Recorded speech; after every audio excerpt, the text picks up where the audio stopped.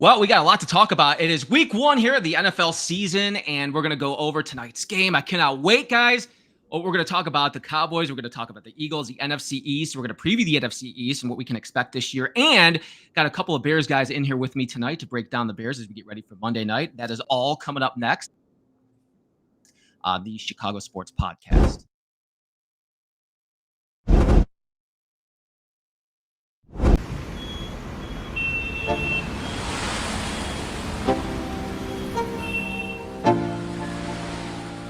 Let's go.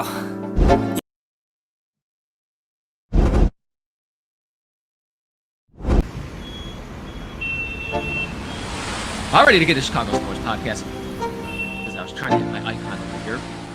Welcome in, guys, to the Chicago Sports Podcast. As sorry, having a little bit of internet problems down here on the show tonight, but we're still going to get this on the road here. As we have some really bad weather where we got tornadoes, wind damage, so my internet was either way, we're going to talk about. Come back better than last year. It's a new me, never gonna look back. Never gonna look back. 'Cause damn, I was built to last. You move slow and I move fast, and that's facts.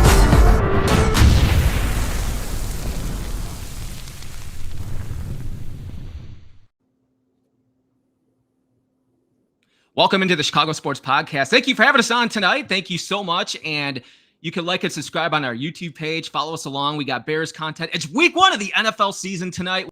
We got the Cowboys and the Eagles going to kick off here in about an hour. Follow along with us. And before we get to that, we're going to break down the NFC East. We're going to talk a little bit about the Bears. But I do want to welcome in my guests tonight and appreciate you guys so much for taking your time as we're battling through a little bit of internet problems down here today, guys. So thank you so much. First off, Jacob Infante from Windy City Gridiron. Thanks for coming on the show tonight, man. Yeah, no, of course. I mean, it's always a pleasure to be on. So thanks for having me.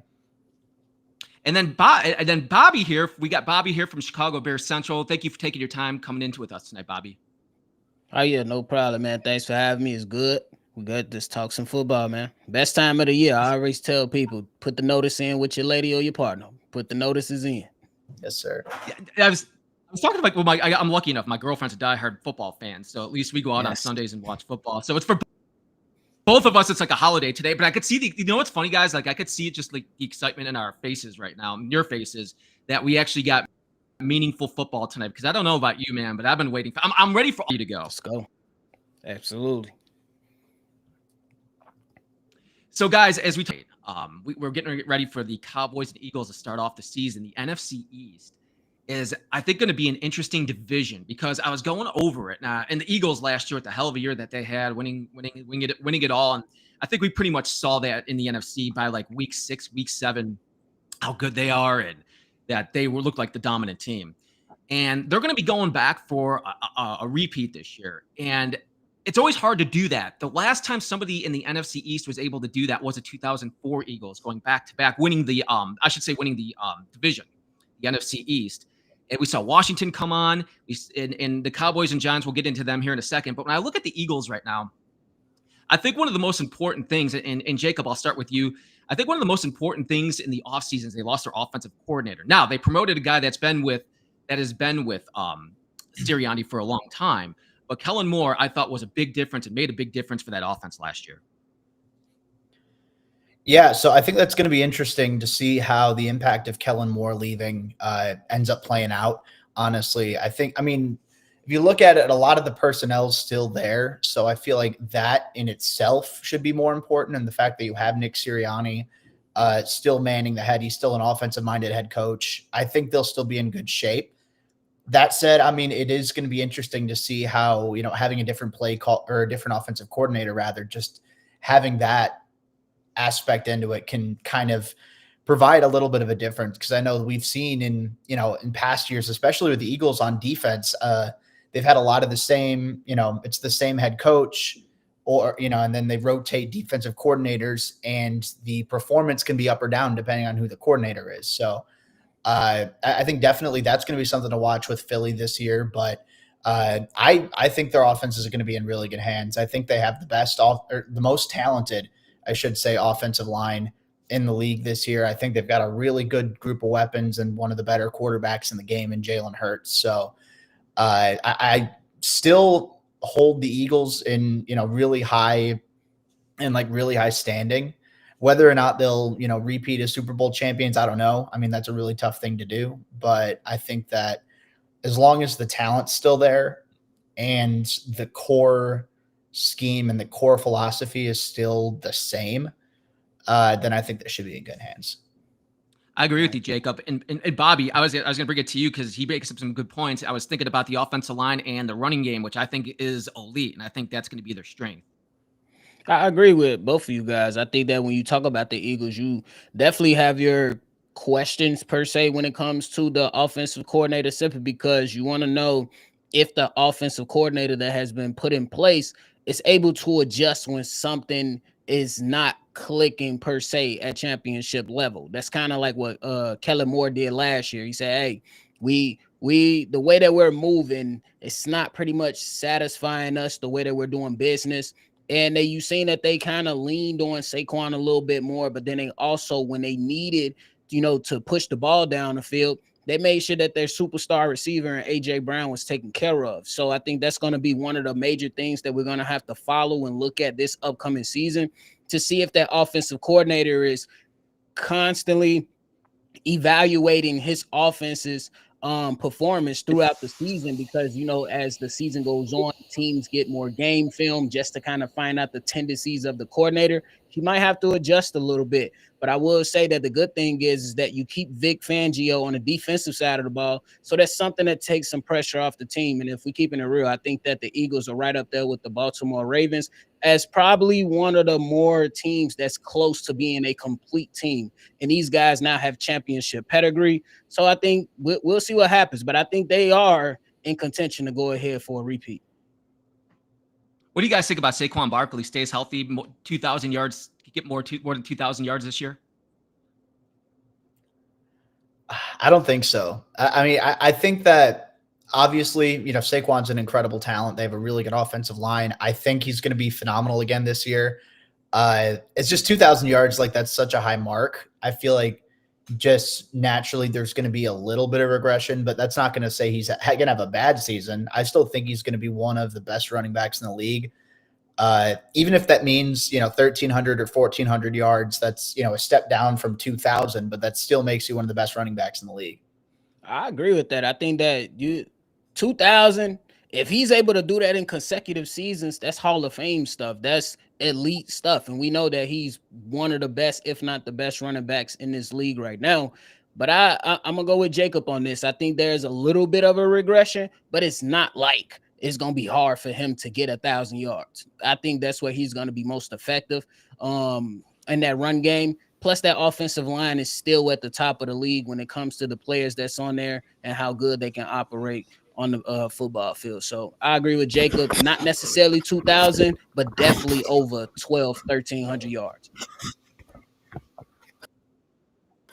Hey, we got the Bishop in the house. Bishop, what's going on, man? What's going on, fellas? How y'all doing? All right, what's going on, my man? I'm good, man.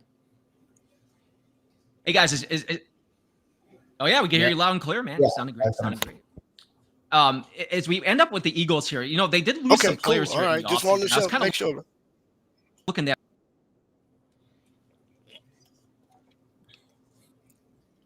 Bishop was cut up there for 1 second. As we're talking about the offseason here, guys, the Eagles lost a couple of some players that I think could be impactful. Like they saw Josh Sweat went to Arizona, so he reunites with his old defensive coordinator there. Milton Williams is gone. Darius, CJ Gardner, and to the Vikings. So when you take a look at some of the key players that they've lost this year, is there anybody on that list? Bobby, I'll start with you. Is there anybody you think they're going to miss? Not necessarily.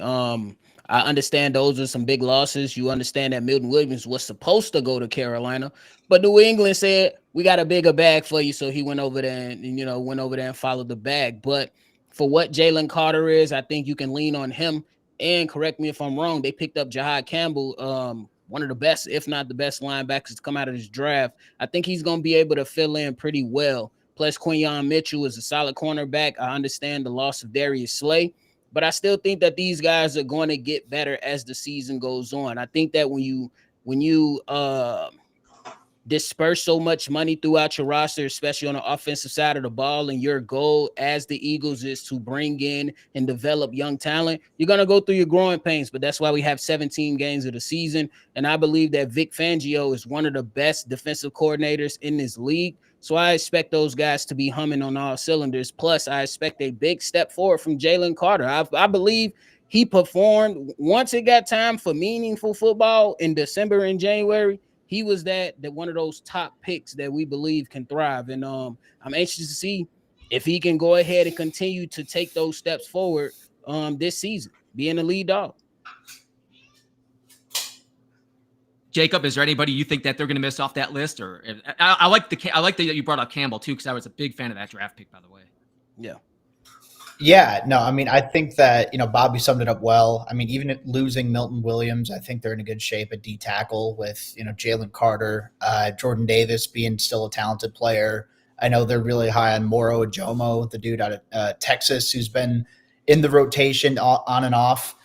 The one that I'm looking at the most is Josh Sweat going to Arizona, just because I think that in a lot of the other cases, they already had depth at those positions where, they lost at corner, they lost at defensive tackle or something like that. I'm curious to see now how the edge situation plays out. So Nolan Smith's a talented player, but Jalix Hunt is going to be stepping from a rotational role into a little bit more of a, like a starting position, which he's unproven in. I mean, he's a really talented athletic edge rusher, but we haven't seen him in a full-on starting role yet. But I mean, honestly, ultimately, I agree with Bobby. I think that when you have Vic Fangio as that defensive mind, as someone who's shown that he can get the best out of whatever he has to work with, you still have a lot of talent on this defense, even if maybe it's not as deep as it was last year. I still think it's a solid defensive line. I still think the secondary is good. I think that it's going to be interesting because I really like that they brought in Andrew Makuba in the second round of this year's draft. I think that he's got the ability to step in right away and contribute for their secondary. But yeah, I mean, it'll be interesting to see for sure. I think that the defense, it might take a slight step back, but again, I don't think it's going to be an issue by any means. Like, they still should be one of the better defenses in the league, I feel like. And Bishop, they bring up Vic Fangio, man. We all remember Vic Fangio, and I love the way he coached last year. You could tell what a difference he made. And to their points, too, when you bring up the star power and the firepower that they have with that coach in that position, man, they could even be better. There could be a possibility of them being better this year.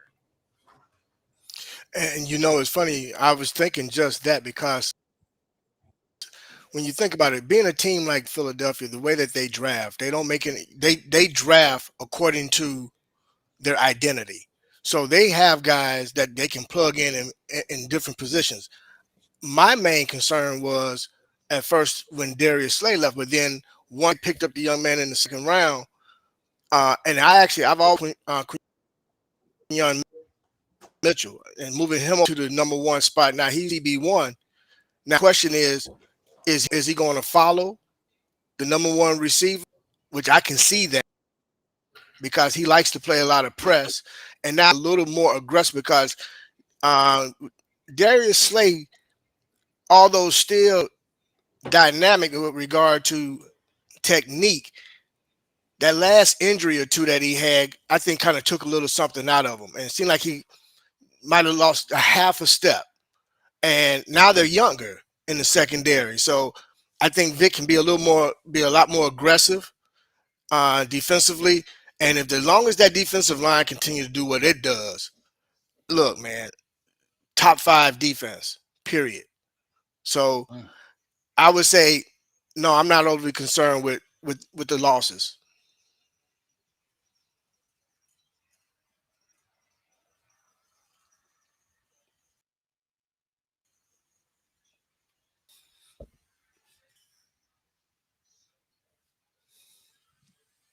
Oh, sorry about that. I had a delay on here, guys.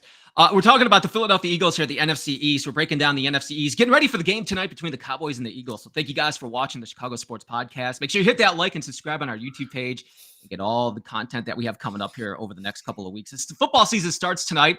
So the other team I'm looking at that would be right next to the Eagles for me, guys, is Washington. They're the wild card to me this year. because they had such a good year last year. They went so far, surprised so many people. And the way Jayden Daniels played, which it's even surprised me a little bit. I was draft, but even the way he played last year, I thought he played like a top 5. I wouldn't say top 5, maybe a 5 to 10 quarterback in the NFL. He was that good. And this year, Washington going in, I feel like they upgraded a little bit. I know Tunsil had a little bit of a down year last year, but I love that trade. I think he's going to fit just fine in their offense. Deebo Samuel comes there. McLaurin's coming back. I was a little worried if they were going to be able to get him or not. And then Josh Connolly, the draft pick, I'm interested to see how he plays. So when you look at Washington, I feel like they upgraded Jacob.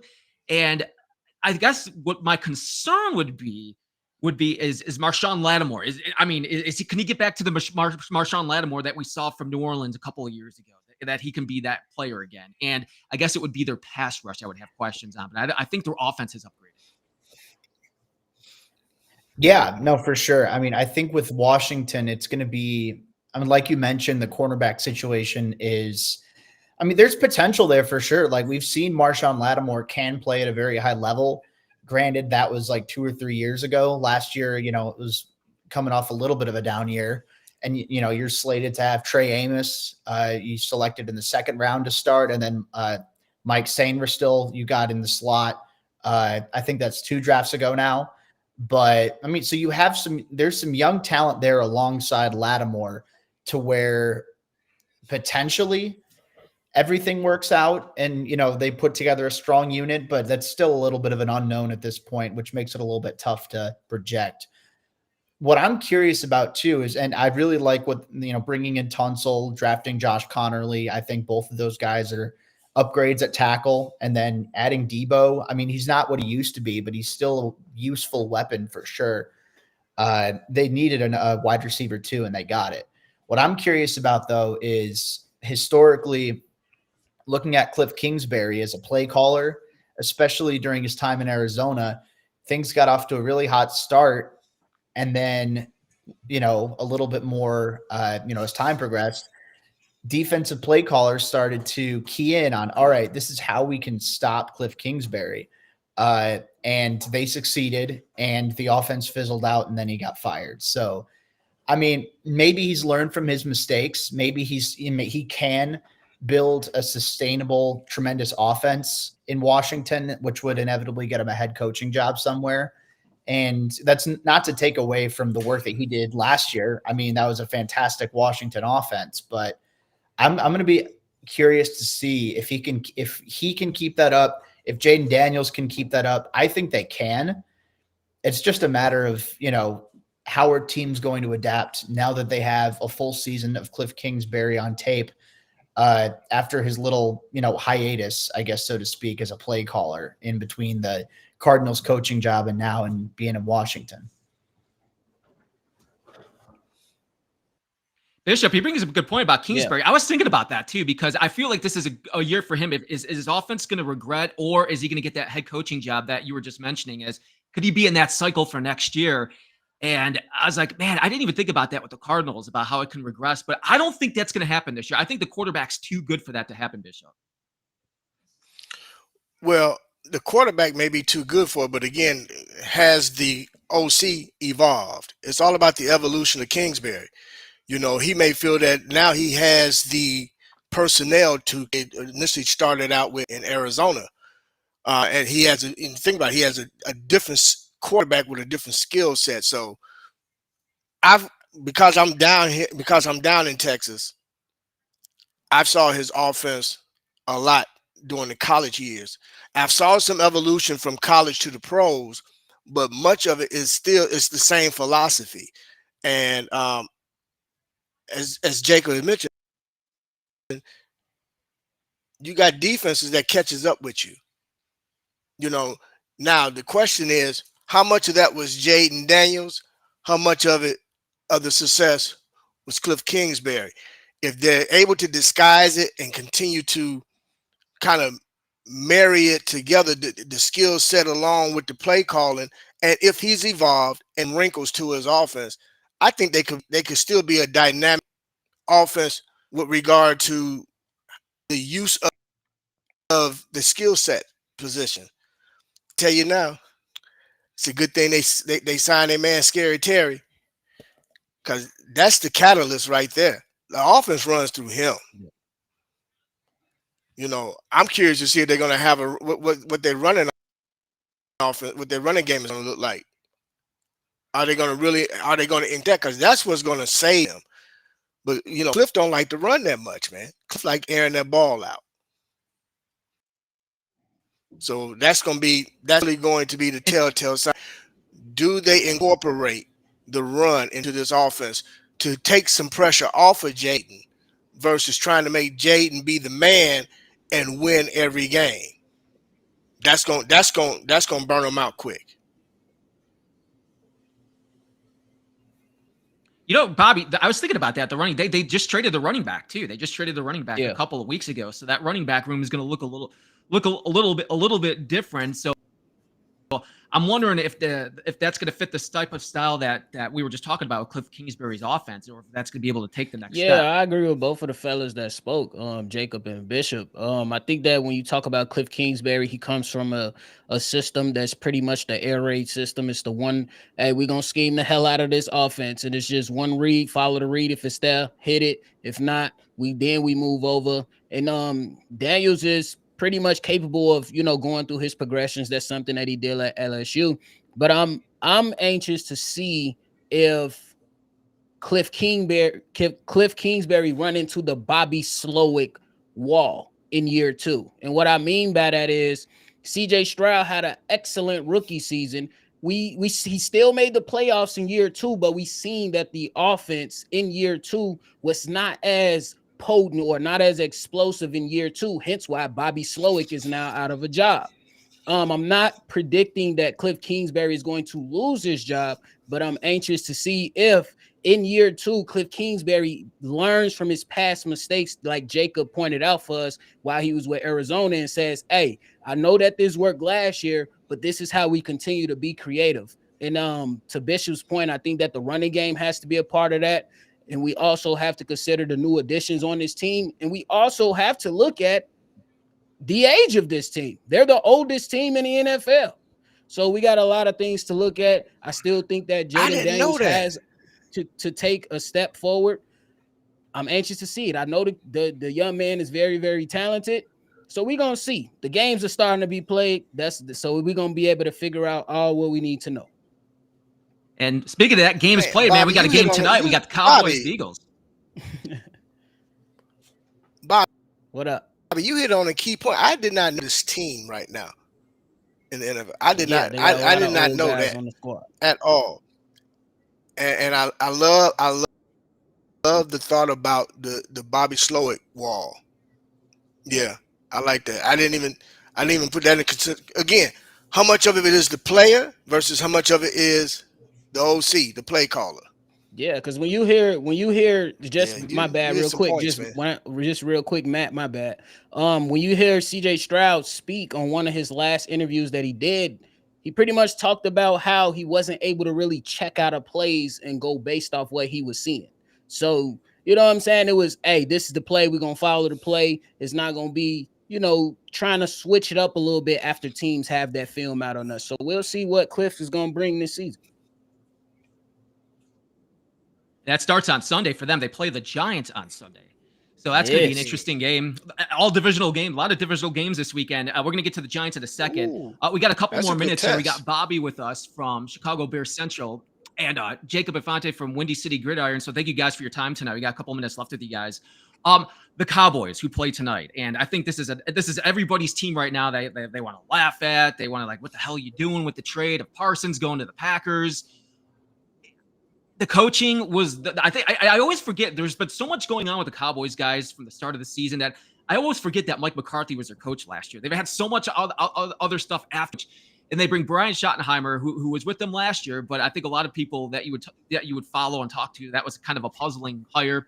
Matt Eberflus, our guy Matt Eberflus, is down there as a defensive coordinator, and they made a couple of moves. They did bring George Pickens, and I am very interested to see what George Pickens does on the other side of CeeDee Lamb. I think that's actually going to help him. And a healthy Dak Prescott. I think to start there, when I start with the Cowboys, I mean, we could start with the Micah Parsons, but I think a healthy Dak Prescott right now, if you get him healthy, I think he's going to be I think he's going to be productive. I think he's going to be good. And Bobby, when you look at him, when you look at Dak and he's healthy and he's got those weapons with him right now, I mean, the running game, I would question a little. I would question the running game. Javonte Williams is their number one running back, so I don't know if he's a number one running back in this league or not. But I'm interested with those two receivers and the tight end as well, Ferguson. Yeah, for the Cowboys, I don't necessarily think the offense is going to be the problem. The biggest question is the defense. What is Matt Eberflus going to bring? We know in his time in Chicago, he was constantly looking for that 3-tech. You go and get a menace who gave Chicago hell and Kenny Clark to now be that 3-tech or that interior defensive lineman that you need. But what about your pass rush from the edges? I know you still have Trayvon Diggs over there, who's still a solid player, and they just paid Deron Branch over there. So they have some pieces, but it's about now scheming and putting it all together. I think that a lot of it is going to have to be placed on the shoulders of Dak Prescott in that offense, and they're going to have to outscore some teams. And you hope that Matt Eberflus learned from some of his mistakes in Chicago. He wasn't a terrible defensive coordinator. I actually think he was, I would just give it a fair solid. I would give it a fair solid as a defensive coordinator outside of some boneheaded stuff that he did last year when it comes to play calling. But I would say solid. So have you learned from your mistakes? Do you understand that in 3rd and 7 and you're on the good side of the 50, you can bring pressure on 3rd and 7 instead of dropping all guys back and softening up the coverage so guys can convert? Did you learn from that? So I think that the offense is going to be solid. Obviously, questions at the running back room, but the defense is going to have to show and improve. And you just traded away one of the best pass rushers in the league, and Micah Parsons.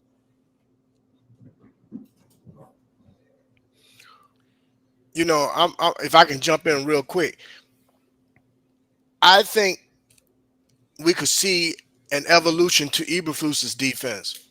I can see him running more of a 3-4, more of a hybrid. It's a 4. He's going to do his 4-3, but it's going to look really more like a 3-4 because he's going to really rely on his linebackers to help put pressure on the quarterback. He's going to at least drop 2 in the coverage and then use the other 2 as edge rushers in his defense. And now that he's got Kenny Clark, now you can get some pressure. Now you can have some disruption within the interior. And he just got to really rely on the back end.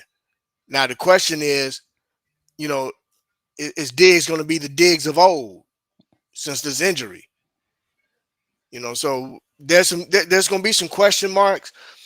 I think the only problem that I think Eberflus is going to have, especially in that division, is you're trying to slow down and or stop the Eagles, who's got a strong running game and passing game in terms of skill set players. Me personally, I look at now you got Washington. You got to contend with them. And as much as everybody want to poo-poo on the Giants, I think the Giants going to be all that bad season. They may still come in at the bottom of the pack, but I think that they're going. Yeah, Giants defense is going to be hell of a. So for me, it's really how is he going to tweak his defense to fit his personnel.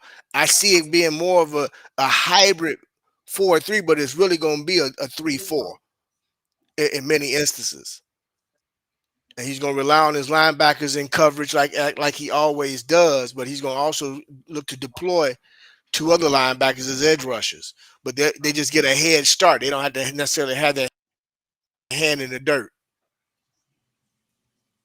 So, look at here. And Jacob, I want to hear we got D-Nice. Yes, D-Nice in the house, man. We got D-Nice. D-Nice in the house. Hey, what's good with you fellas, man? Jacob and Bobby. What up, man? What up, though? Bishop, Matt. Good to be in here, What's man. going on? I'm sorry I'm running a little behind, man. I had a duty call, man. I had to work today, man. So it kind of pulled me off the schedule a little bit. Get that bread. Yeah. Got to get that bread. You should man. listen to my advice when I say just quit your job. When I told you man, that last I'm working on it, Matt. I promise. Yeah.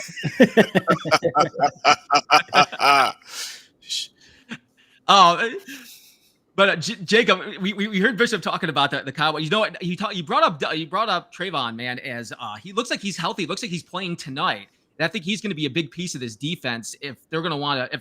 If this defense is going to go anywhere, I think that guy's going to be key on their defense. Yeah, no, definitely. And I think that I think there are, a lot of valid points that Bishop was bringing up, and going through.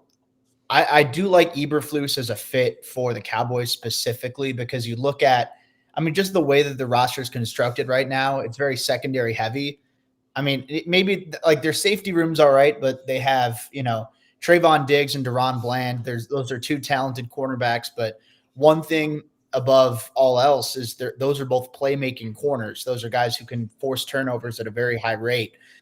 We've seen, both Diggs and Bland put together Pro Bowl, All-Pro seasons, like almost solely based off of their ability to create interceptions. It's a little bit boom or bust with those guys where you tend to allow some big plays, but I think that those two corners are two of the better playmaking corners in the league. And, you look at not so much with the Bears last year, but 2023 especially, where you had Jalen Johnson in his all-pro year. You had Tyreek Stevenson with 5 interceptions. You had Kyler Gordon making plays out of the slot. I think that it's going to be really key for the Cowboys to win the turnover battle because I think that, I definitely agree. The passing attack should be good. The run game, it's a little bit of a concern, but I feel confident enough that they have a good offensive line and their passing attack has enough diverse weapons that, even if their run game is like not amazing, I still think that offense is going to be one of the better units in the league. It's just a matter now of, can that defense keep them in games? Or because the offense is going to keep them in games, but can the defense perform? I don't even want to say well enough, but can the defense perform not poorly enough to get the job done? Because I certainly think it's possible. We've seen, you saw Matt Eberflus in Chicago. They were in a lot of games. Their defense was never elite, but always pretty consistently good. So I think that even if Dallas, if that defense can be like just average, I think that's a playoff team. Now the question is that defense going to be able to generate pressure without Micah Parsons? How is that team going to do with, some safety concerns that they have? The rest of their defensive line. Kenny Clark's a really talented defensive tackle, but, where's the pass rush going to come from? I think, Kenny Clark's good at rushing the passer, but off the edge, you're relying heavily on unproven talents. Both Parsons and DeMarcus Lawrence are gone. So that'll be, definitely interesting to see how that all plays out. But so I keep going back and forth with Dallas, really. I keep being like, okay, Dak's healthy now. They're going to get like 9-10 wins. And then the Micah Parsons trade hits. And it's like, oh, there's not a lot of talent on that defensive line that at least that can rush the passer and get sacks pretty consistently. So that's the one team I really don't know what to expect with those guys. There's a talented cornerback room. I think the passing attack is going to be really good. They'll be competitive in a lot of games. I just don't know how many they're going to be able to close out. Yeah, that's why I think we've been going back and forth as we talk and forth and see. And we're going to find out tonight. We're going to find out how they come out of the gate tonight. We're going to see how they cut. Jacob Infante and Bobby, before we got a couple more minutes with you guys, I want to get your thoughts on the Giants and Bishop and D-Nice as well. We'll go reviewing here in the NFC East. Is the Giants? I saved the best for Russell Wilson. He drove my girlfriend nuts. My girlfriend's a diehard Steelers fan. He drove her nuts last year. I'm kind of interested. When I look at the Giants here, so I'll just be really quick. With the Giants, I want to see what Russell Wilson does. I want to see how he comes out of the gate because I want to see if that leash is short or if it's long to get Dart in there at some point this season. If they go 1-4 or start 1-5, I want to see if Dart gets in there.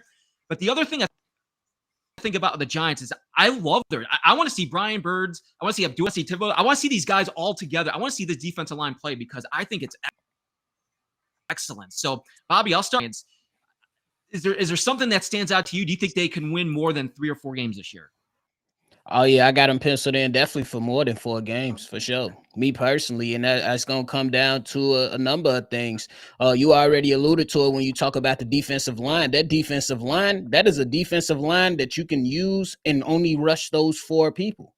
And when you are able to do that and drop back the other 7 in coverage, that makes it hard on any good offense. And I think that though Brian Daboll has not had the results, I still think he's a solid coach. I think that he's a solid coach. He was able to win a playoff game with Daniel Jones and Saquon Barkley pretty much being the best on the offense. Now you move into this offense, you obviously want to see what Russell Wilson does, and you just hope that he can hold it down for a couple weeks, and then you have your opportunity to insert Jackson Dart. We look at guys like Malik Neighbors and then the running back Tracy.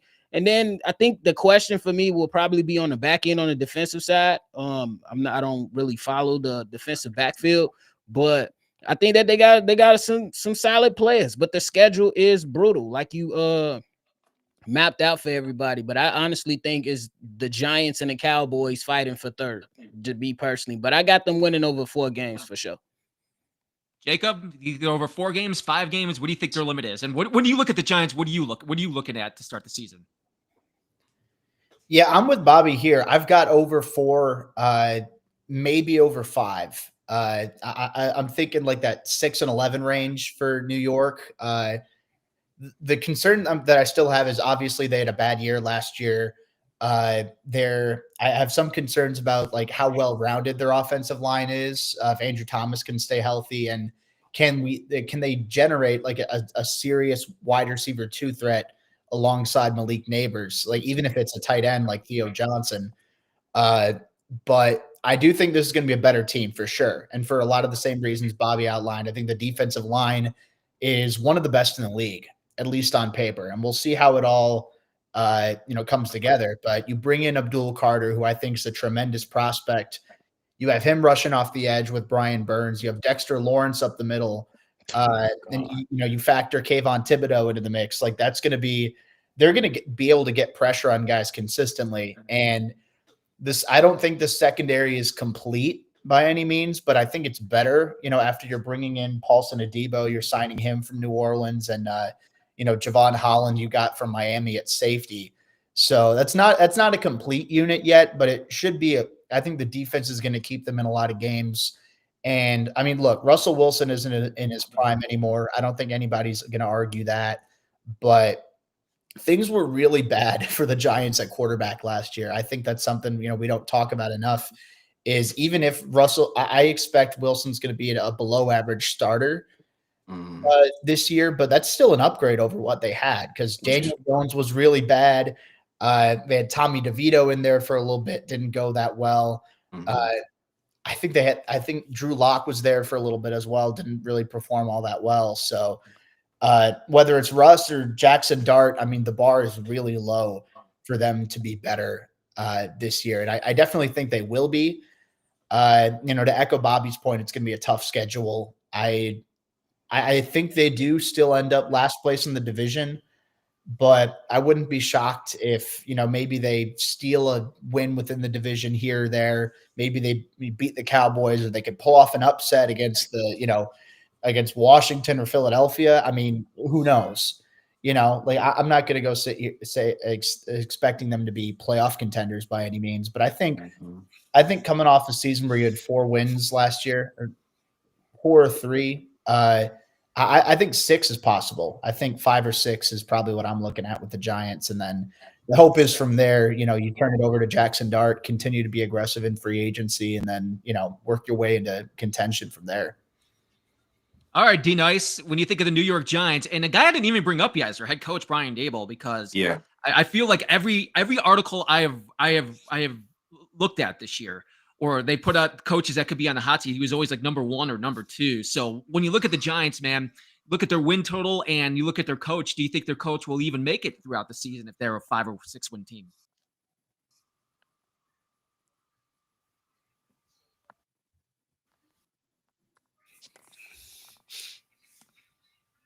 Oh, we just lost D Nice. Maybe he was afraid of Brian Daboll question. I scared him off.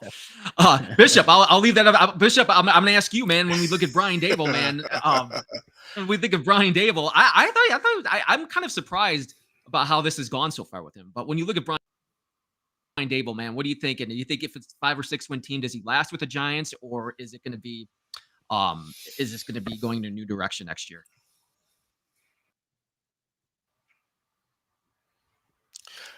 You know, I'm Hello, can you hear me? torn Oh, I'm on sorry. this one, and I say when we think of Dable, we think of the success that he had with Josh Allen, and it seems like everybody, including him at times, have been trying to duplicate what he had there versus just concentrate on what you have in house and build and develop from what you have.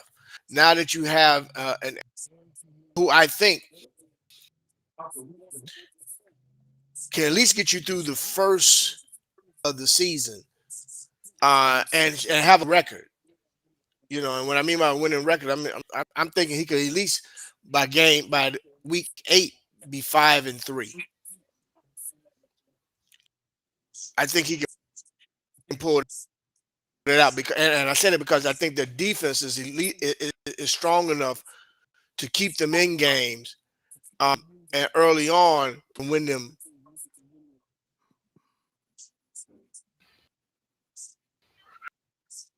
Now, I will say this: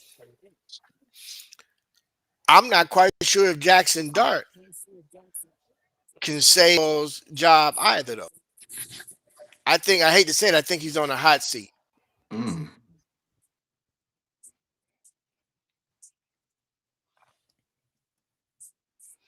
I think he's on the hot seat. So it's going to be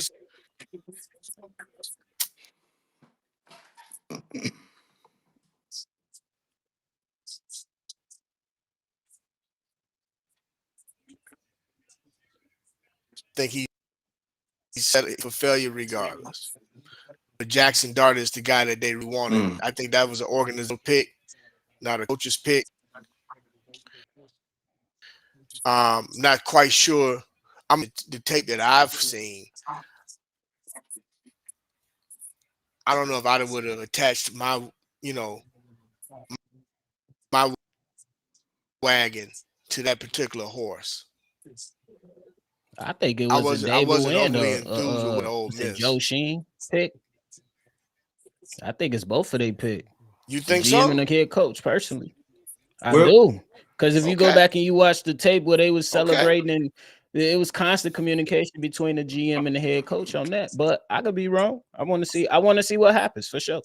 Well, I don't think it's a thing where they necessarily I think it's more of I think it's more the GM, Bobby, because he's got ties from Ole Miss. I mean, Jackson Dart's not a bad quarterback. I'm sorry, and I think you good. No, you good. Jackson Dart is not a bad quarterback, and I think he kind of fits exactly the way Daboll wants to play. He's a shorter version. He's shorter than Josh Allen, but he can get the ball out. He got very good feet. He's not a skinny kid. You know what I'm saying? Well, I don't want to call him a kid, but he's not a skinny guy. He's almost 230 pounds at 6'2". He's shown he can get out of trouble, but I think what the Giants are going to do, and you said Daboll's on the hot seat. I don't know just quite yet that he is, but it could be getting a little warm. But I don't.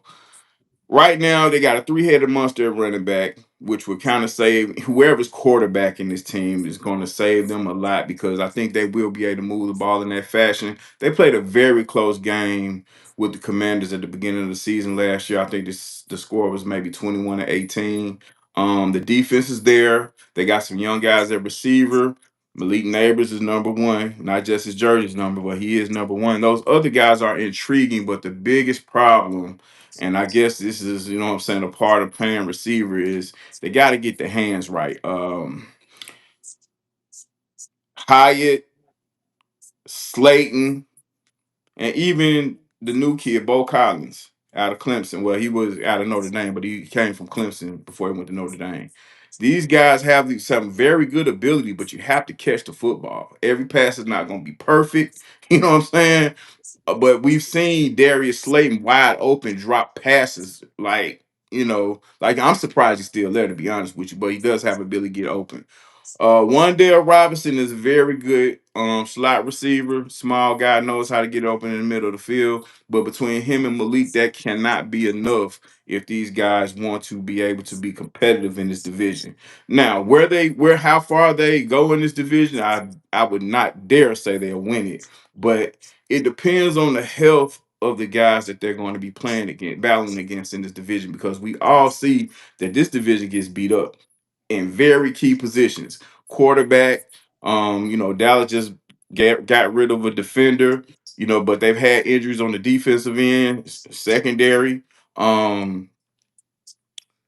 Washington, hey man, they got rid of a bell cow of a running back. I guess they're gonna lean on the rookie, but they're also gonna put more pressure on Jayden Daniels. Now, this is his second year. Not to put a jinx on him, but that is a thing. Okay. And if one of these guys, like you got an often injured Deebo Samuel on the team now, can Jayden Daniels afford to lose weapons when they didn't, you know what I'm saying, when they're trusting him to be the guy that he was the previous season, when he had a stout running game behind him, you know? So it's a lot of things, but I'm with you guys. I don't see the Giants winning no more than 6 games as it currently stands, but we all know injuries change things. They have some things to look up to. Like I think Russell Wilson is a pretty good bridge if he has his mind together. The stop in Pittsburgh wasn't very favorable to him because he didn't, he did the same thing he did in Denver. He didn't engulf himself with the rest of the team, man. You cannot be that way. Bro, you're 36 years old. The end of the line is now. Your job is to be a bridge for this young guy. Has similar ability. He might be a little taller than Russ, but he has similar ability. He has escapability, and he's very confident. So that's confidence is the number one thing you need to be a pro athlete anyway. So he's very confident. He's shown he has ability, his escapability to get out of there. He's smart enough to know when to say when right now. The offensive line is young, and it's getting better and better because at one point that was worse than the Bears. And I know, what I'm saying, you're hitting ground level if you get worse than us. But they're on the come up as well, man. So the Giant and that defense, listen, the defense, I ain't worried about them. They got a young secondary back there. And but if Dexter Lawrence and them can wreak havoc up front along with the young kid Carter out of Penn State with Brian Burns, hey man, you never know.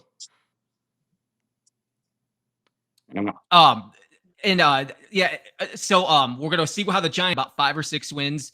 And but before we get into the Bears and rankings right now, we got Jacob Infante of Windy City Gridiron and we got Bobby from Chicago Bears Central. Before we let you go, Jacob, is there anything, first off, can you tell us how we can follow you and something maybe you're working on right now or something you're about to drop? Yeah, no, for sure. So you can find me on Twitter X at Jacob Infante 24. You can find my Bears stuff over at Windy City Gridiron and just NFL draft stuff over at Pro Football and Sports Network as well. And then you can check out my Patreon. It's patreon.com/Jacob Infante. I put together like scouting reports for a couple of Bears players every week based off of how they play. I did it for the preseason, so if you subscribe, you can catch all those. And then the regular season, those are going to come in again too. And I've got like my full NFL draft big board and everything up there. You can see in real time. So that's all the plugging I want to do that I think I need to do. So, but yeah, no, I appreciate you having me for sure. Thank you very much, Jacob. And how can we follow you? And I'm on X at Cognac Boys. That's with a K. And then on YouTube at Chicago Bears Central. And also me and my partner Steve-O, we also run a show covering the entire NFL. We are Bears fans, but we love football. So on the entire NFL, that's NFL Central on YouTube as well, man. Appreciate y'all fellas for bringing me on. Appreciate you guys taking the time, man. No, thank you guys for coming on. Thank you, and thank you for going through all the internet and everything that we had going on earlier today, man. It's really all good, man. Y'all enjoy this football game. Indeed. Yes, you guys too, man. Yes, sir. Have fun watching, guys. Thank you so much for joining us. Yes, sir. Take care, y'all. Jacob Infante, guys, from Windy City Gridiron, and Bobby from Chicago Bears Patrol. All right. See you, Bobby. Thank you. All right, guys. Thank you here so much for watching the Chicago Sports Podcast here as we are getting ready. And we just brought him in here a second ago here too, guys, because about 5 minutes ago, I'm like, wait a minute, I want to introduce Fields Vision over here because I have a chance to see it here Appreciate tonight. you having me. This is actually my second time. I was on Tuesday, but my first time on Thursday. So appreciate you having me today. It's a What's new way. good, T? No, good, fam. I'm sorry. Hey guys, before we dive into the sorry guys, I'm just saying before we dive into the game tonight, I do want to thank some of our sponsors that we have. And one of them is right here is El Bandito Yankee Tequila Company. The start of the NFL season. Ooh, man, I'm getting thirsty. I don't know about you guys, but it's time to break out the Bandito with El Bandito Yankee, the official tequila of game day. 100% Blue Weber agave, all natural and so smooth. It's criminal. We try it. It's award-winning Blanco Raspado, high proof Plata 47. So get your bottles at Benny's and more places for purchase to go. And you can go to elbanditoyankee.com to find out more, as they are a proud sponsor of the Chicago Sports Podcast. I also want to talk about Wanna Parlay as well, sponsor of our show, Wanna Parlay. You get ready here and start wanting to get ready for what you want to do and certain bets you want to make. Check out Wanna Parlay. Download that app and get that on your phone as we get ready here for football season. Guys, we're about 15 minutes away. First off, I want to introduce everybody for just coming into the show tonight. We got D-Nice, who joins us every Thursday night, and we got Fields Vision. So, guys, we're about 15, and as we got the Bishop back here, as we are away from kickoff. Are you guys getting ready? Are you getting excited? Week 1 of the NFL season. How are we feeling here? Yes, indeed, man. This is what we all been waiting for, man. All year. This is what we all been waiting for. And I'm trying to contain myself.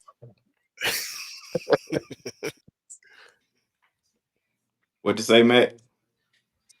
Yeah, I know, man. All of us got smiles on our faces right now. I said before we get into the game tonight, and we're gonna get rolling here with the game here in just, and it is on. You know, I'm so used to Thursday Night Football being on Amazon, but it's actually on Peacock tonight. So, you guys, I was looking over some of the Bears power rank. I want to talk a little bit of Bears as we get ready here for Monday night. I want to get you guys' opinion here because we got some of the power rank out from the first one I saw was ESPN, and then there's Yahoo, CBS, Bleacher Report. Nice.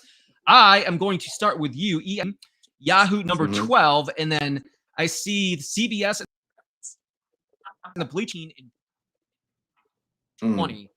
I feel like it's kind of in that range, like the 10 to 15 range. So when you look at the power rankings, do you think they are for them, or do you think it is? Do you think they need to be a little bit higher or lower? What do you think? No, I think it's fair based off of last season, and based off of what they showed last season, that might be a little bit too high, to be honest with you.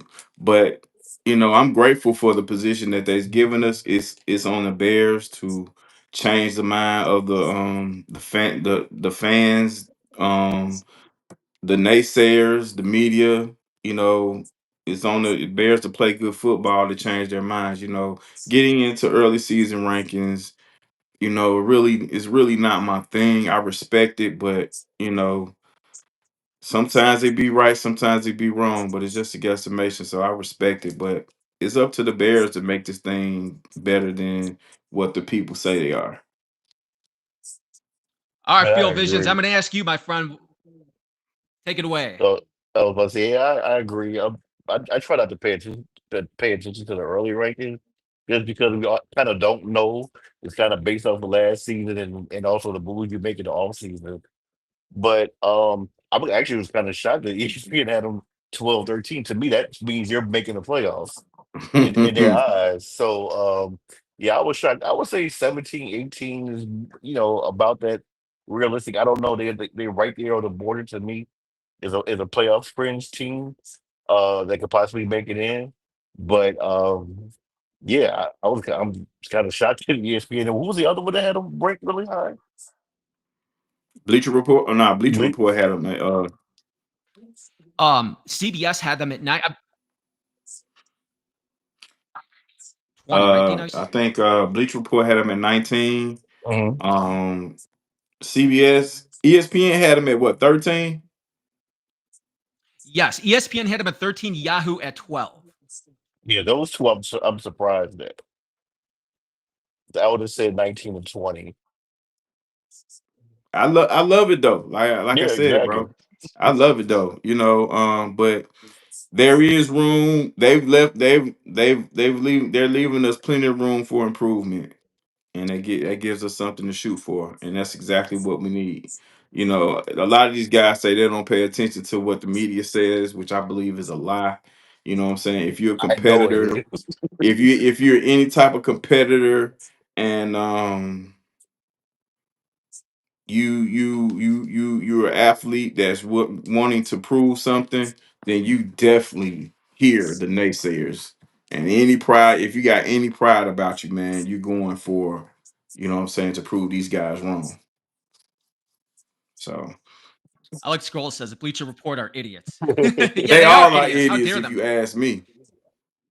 I'm with you, nice. You know what's funny about Bleacher Report though? So Bleacher Report, I like following Bleacher Report, especially I'm a Oh, pro okay. wrestler, so a lot of times I like to follow them when they put out like the wrestling results and the grades and stuff like that. Follow them along for football, very like I do with like ES are like more of my go-tos when I'm looking, I follow especially ESPN. I follow them all, man. I'm not gonna lie to you. I follow them all because this is how, you know what I'm saying, I'm able to get any type of information. But at the end of the day, it's up to me to process, you know what I'm saying, the real from the BS. You know what I mean? But you have Mhm. some casual fans. You have some casual fans just go with anything they hear. And unfortunately, I'm not one of those guys.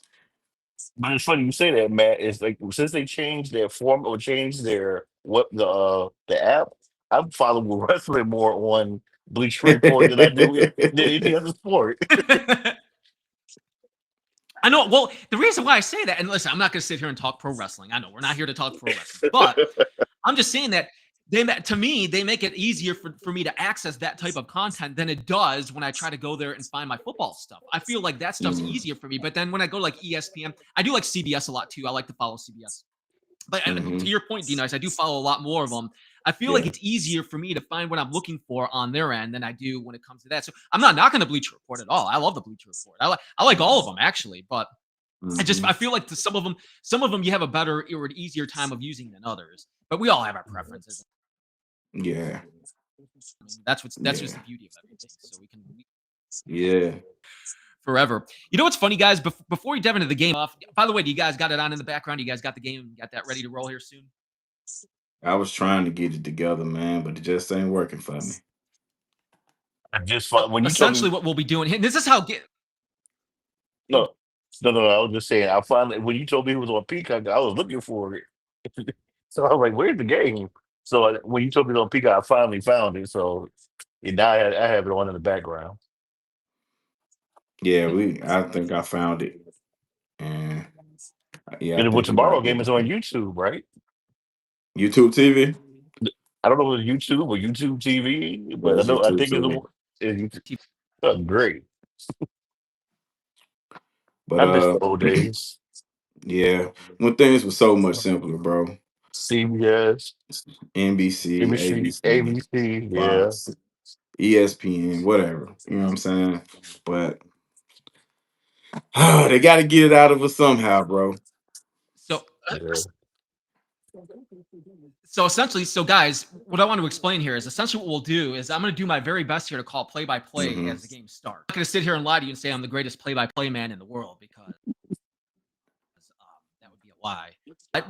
I will go out here and then you guys. So what will happen is the game, and then of course Fields or D Nice, whenever you guys want to chime in, we'll also go to the chat, and we'll follow along what people are saying in the chat as everybody's opinions, everybody what you think of the game so far. From there, Absolutely. you guys. Absolutely. I mean, what can we say in the beginning of this thing? You know, the road to the Super Bowl starts. You know what I'm saying? Versus well, it starts and ends for this moment in Philadelphia, man. You know, the Eagles are the world champs, and tonight they're gonna, you know, defend their title starting today. And we all know the NFL is a journey, bro. 17, 18 games a year. You know, week to week, it's always something, you know. So it should be interesting. I don't think Philly's gonna change their gonna do anything to switch up their recipe as long as it's working. You know, but like I said before, those injuries it could be critical. I feel like if Saquon Barkley is to get injured, Philly is back to where they were 2 years ago. Y'all believe in curses? You believe in the Madden curse? Uh I mean, just Christian McCaffrey's on the things cover that last things year. have happened to make me be like, yeah, this thing might be real. So I had a chance to pick Saquon Barkley, and I took Jahmyr Gibbs. Yeah, I don't blame you. Yeah, I mean, now we give Flu some bad rap as a head coach, and rightfully so. But Hmm. his defense was always kind of on point. Do you think he's going to help improve Dallas defense this season, or with the loss, even with the loss of Micah Parsons? Um, you know, to be honest with you, it's hard to kind of make up for losing a guy like Parsons, especially when as a team you've been so dependent on him, Mhm. you know, over the years. But they have Dak Prescott back. You know, what they're losing on offense, defense, they're gonna have to find a way to get it back on offense. I think the Cowboys understand that they're not going to a Super Bowl. You know, they're just trying to keep this thing in a row, um, keep it at a respectable, every game competitive, and keep things at a respectable level so they can make up for the losses of, you know, the defensive end, the Mhm. defensive tackle, defensive end, and Parsons. So, And you I know, mean, I think they're going to be conservative, kind of like how they were here. He was here as far as the defense goes. He, I don't think he'll ever scheme anything to have that pass rush like he didn't do it here at least. And I don't foresee him doing it there now that with the loss of Micah Parsons. So I think you're going to depend heavily on a secondary and and they front four yeah. to get the pass rush. I'm just curious. I just the Dallas fans make it seem like I just saw somebody post. They said Dallas ain't won a Super Bowl since the existence of flat TV or something to that effect. And I was Listen, like, well, man, man, we barely. You guys, am I back? we ain't What hear you, happened? Matt. What'd you say, But I'm Matt? sorry. By the way, I apologize to everybody tonight, man. We had some really rough weather down here in Knoxville today, where there was tornadoes, there was wind damage, and I think it threw off Yeah, I all my. I heard. think it threw off. I- I heard. Did you? Yeah, D-Nice, you're not that far away from me. Did you hear? Did you get any of that Nah, stuff? Because it like destroyed. not It yet. really went Not yet. We're wild here. supposed to get a lot of rain on. We're supposed to Um, get a lot of rain on Saturday. So I apologize to everybody. I think that's what happened here is we had such really bad weather today that it really took out a lot on this town, and that includes like Wi-Fi and internet. Because Knoxville, and I'm born and raised in Chicago, but I can tell you Knoxville is not equipped to like an Atlanta or Yeah, Chicago. So sometimes when this type of stuff happens, it's a different world down here, man. Because sometimes the power can go out and it'll stay out for yeah. a long time, and you don't know when it's coming back on, or it could be doing this with the internet. So I apologize to everybody tonight, but I think we're getting a little bit better, guys. In Mm-hmm. about 1 minute, the introductions. I'm watching it right now. Stadium, Mm-hmm. Mike Tirico, Chris Collinsworth, they were just doing their introduction. Eagles are about ready to come out of the tunnel, man. And I love their intro. It's the Rocky intro. They play the Rocky theme song. They all come out. Yeah, I think it's pretty damn cool, man. yeah, man. We were talking about Dallas' chances to kind of stay competitive in this thing. since the loss of Micah Parsons. And Matt, I don't think you weren't here with us on when was that? Monday, Tuesday, T Fields? Who's that? When I talked about the elite pass rusher. Oh, yeah. Yeah, like I honestly think the elite pass rusher may be a tad bit overvalued, man. You know, you just look at the Max Crosby's, look at the Mac and Bosa combo, look at Trey Hendrickson, and Garrett. they're all terrible defenses, man. You know, these guys are accumulating a bunch of sacks, but it's not a whole bunch of wins coming behind there unless you have a full unit. We look at the Chiefs and the Eagles. Nobody on those teams had double digit sacks, but they were playing in the Super Bowl. You know, now maybe you need to lean if you're at a point where you have to lean on one versus the other, then hey, you know, you may can give it a little bit of credit. But a lot of these elite pass rushers are not manning great defenses and they're not leading up to a whole bunch of wins, bro. That's just is what it is. And It'll be interesting to see how Kenny Clark. I'm excuse me. I'm interested to see how Kenny Clark mhm. plays in here. I wonder how he's going Yeah, to and use Kenny style Clark, man, was a first year. Bears Good agitator, player. bro. I'm Yeah, glad. he's a very That's what good I'm saying. player. Is I'm glad he's not playing against the Bears twice a year. I mean, we get Micah Parsons, yeah, but man, he always Yeah, had good Kenny defense. Clark, man. Kenny Clark was a bro. He was an agitator, man. He always found a way to make big plays, Um, man, versus the Bears. Going back to what you were saying about the pass rusher, do you think because of that old saying that you need a quarterback and you need someone to get at the quarterback, like that's your number one and number two positions that you need in football? Do you think the teams because they put all of their resources on that pass rusher that they kind of neglect other areas where you see teams like Kansas City Chiefs, who all by the way, to me, Hmm. the best teams in football draft extremely well. So they can always let their prize player, in the sense, walk. Um, Yeah. is it because they put all their resources in that position, and that's why the rest of their defense suck? Versus, like I said, other teams like just constantly try to build up solid, solid all each level, the line, the safety, the line, the DB, the linebackers. Hmm. Well, all right, T Fields. You rarely see a great defense or the impact of a great pass rusher without having great interior play. Mhm. That just is what it is. You have the. I hate to refer back to '85, but hell, we can even go to 06 when we played the Colts with Tommy Harris in the middle of that defense and the rotation that Lovey had with Tank Brown, Ian Scott, you know, those guys in the interior. That paved the way for the Alice Browns, the Goonliers, and for Anderson to be a hired gun on third and long to come in there and make plays because they were so disruptive up front. You look at the Yeah. Tampa Bay Buccaneers, okay? You look at that defense they had. You know, they ran the same thing that Eberflus is trying to run, but they were much more successful because they had big time players at every level of their defense.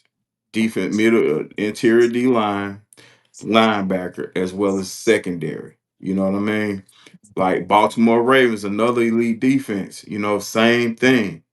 You know, now you just have a team with a great pass rusher. You know, you can get lucky. You know what I mean? But that's just not sustainable. Like to me, the elite pass rusher is similar to the 12, 1,300 yard running back. You know, those guys are Good luxury picks. comparison. Those guys are luxury picks. Those are not the meat and potatoes. Those are the red velvet cakes and the vanilla pudding of your defense. You know what I mean?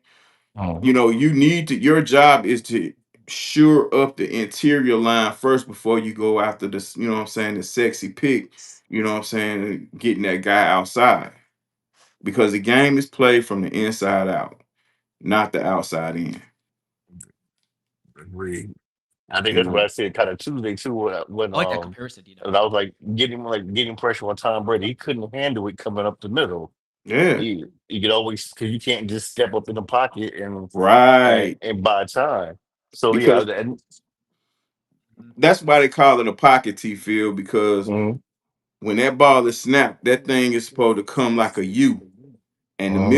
the middle of that thing is always should be when that quarterback takes a 5-step drop, he should always have room to at least come up 2 steps to make a delivery on the throw. You know, now some of the good ones, the ones that's great with their feet, they're able to come outside the pocket and make plays. But normally, those pocket passers, they need to be in there and they have to be comfortable in there. You know, if they can't plant their feet correctly because that center or interior lineman has been bull rushed, you know, they're not going to get a good throw off. That's just what it is. That's why I'm anticipating hopefully a good year from Grady By the way, guys. Garrett. I'm sorry. Oh no, I apologize to you guys. I was just saying that they're singing the national anthem right now, where I think it's Boys to Men that was Yeah, singing. it I was Yeah, trying was. to get a better they're look at it. I think it was Boys they're to from Men. Philly, so Was that Boys to Men? They look Yeah. familiar, and I'm like, yeah, they're from yeah, Philly. they're So definitely from Philly. they just sang the national anthem, and they're getting ready to kick off here, man. They're getting ready to kick off here at any Why am second. I By nervous? the way, guys, how we're gonna do this is you're nervous for the game? Nervous? Yeah. Like, breathe.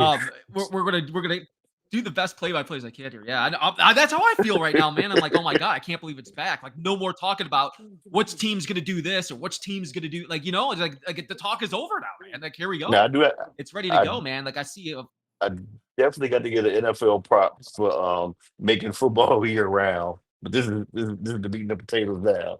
This is the main meal. and I'm in a Yeah. second here, guys. I'm gonna share as soon as ESPN starts putting up the stats here. I'm going to share that on our screen. Yeah, They haven't done anything just yet. I look for the pass rush from the Bears to be a, by committee type of situation, man. But if you can create havoc on the offensive line, someone is going to get through there.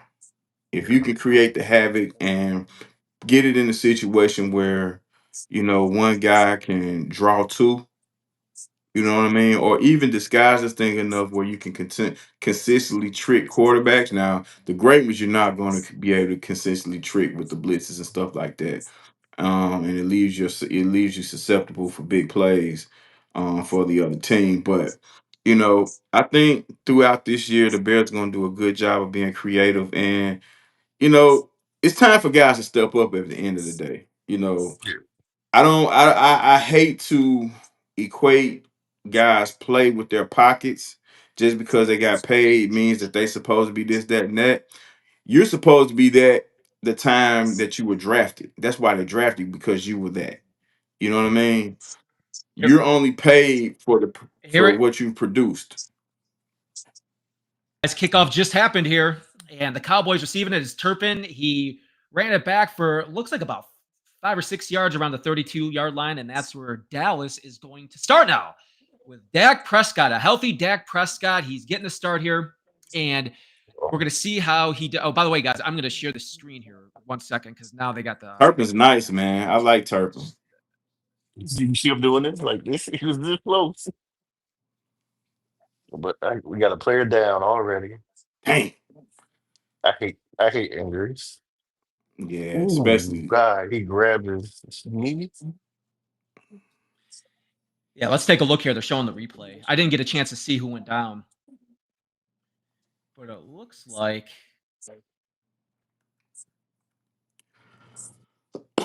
is it the Eagle or Cowboy? I couldn't. It's the Eagles. They're one of their linebackers, I believe, number 43. Van Sermon. Sure. Going down. Okay, so it looks like Sean's. Oh no, that's the referee. And I'm trying to get a better look here, guys, on who went down. They did throw a penalty flag on that too. Did you guys see that go down? There was a penalty that went down on that. I'm guessing for the hit. Oh wow.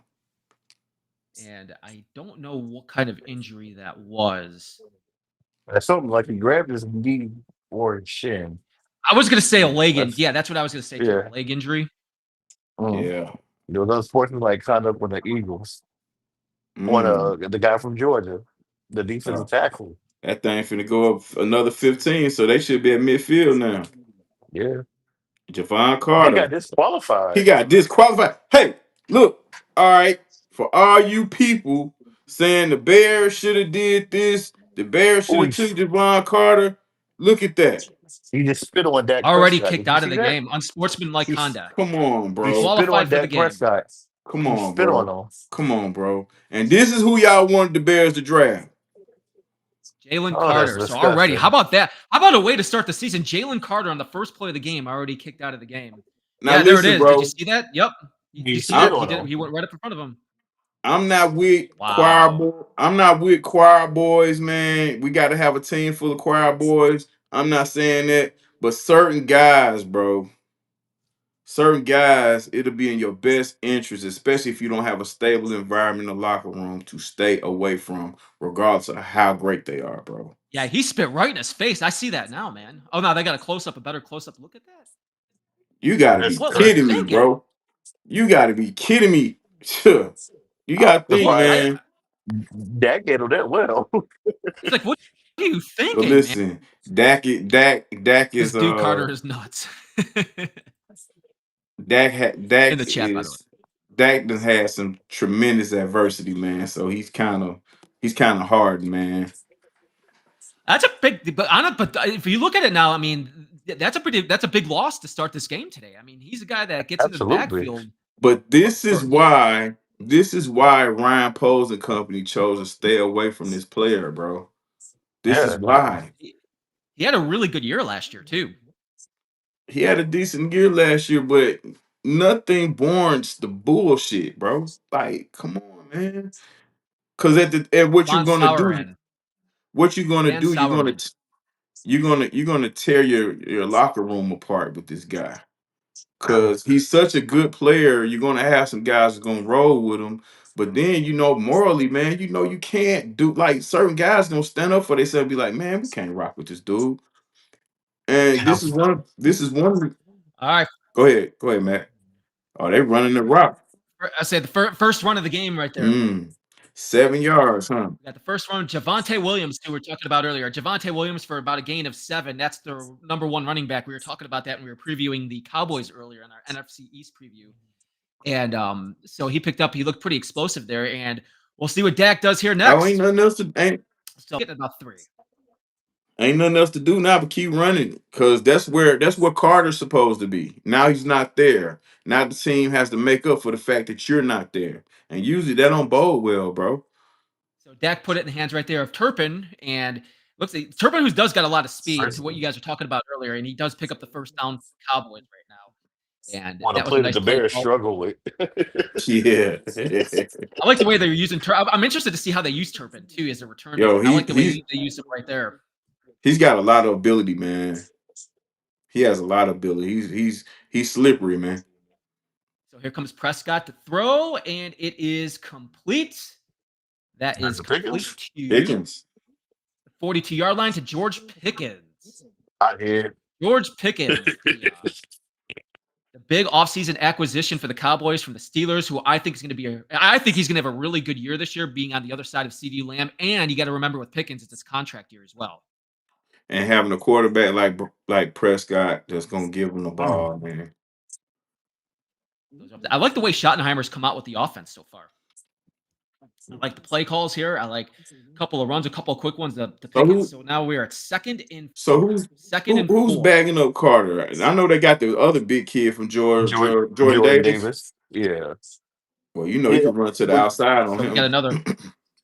No, that's what we got another run play here. they're looking good. And first down for the Cowboys. It looks like just side of the 32-yard line. Another run there by Javonte Williams. Yep. And good blocking there from the offensive line to pick up the first down for the Cowboys. I think They're driving down. We in play action territory right here, fellas. Dallas has been very successful with the run, and it's time to get a good play now. because Oh, I my bad. waiting Not on first down, guys. It looks like 3rd and 1. He did not pick up the first down. I thought he did on my angle here. It's 3rd and 1. It's about CD Lamb 3rd and time. 1. Yeah. Prescott. Just missed. Well, look at that. Well, I've got a CD Lamb, and they are in goal. And they are in. That's what happened when you can run when you run the ball, man. 1st and goal. What a nice throw. And Prescott got it out just in time. That was a nice route by Lamb, too. Oh, Like they got a Dory Jackson. Oh man, he's 2nd-yard line. fooled, man. He's So fooled, man. First and goal, Prescott to the end zone, and it looks like there's going to be a pass interference there on Lamb. Yeah. That looked like he was all over him. Jackson looked like he was all over him on that. Although, do you see him? He's pointing at Lamb like it's his fault. What I do? Yeah. Yeah, like it's his fault, man. Yeah. Yeah, no. Look at that. He was a total grab, man. He was all over him. I'll run it up the middle. Jackson all over him, man. So that was an obvious passer. There you go. So a little bit closer here as it is full for the Dallas Cowboys.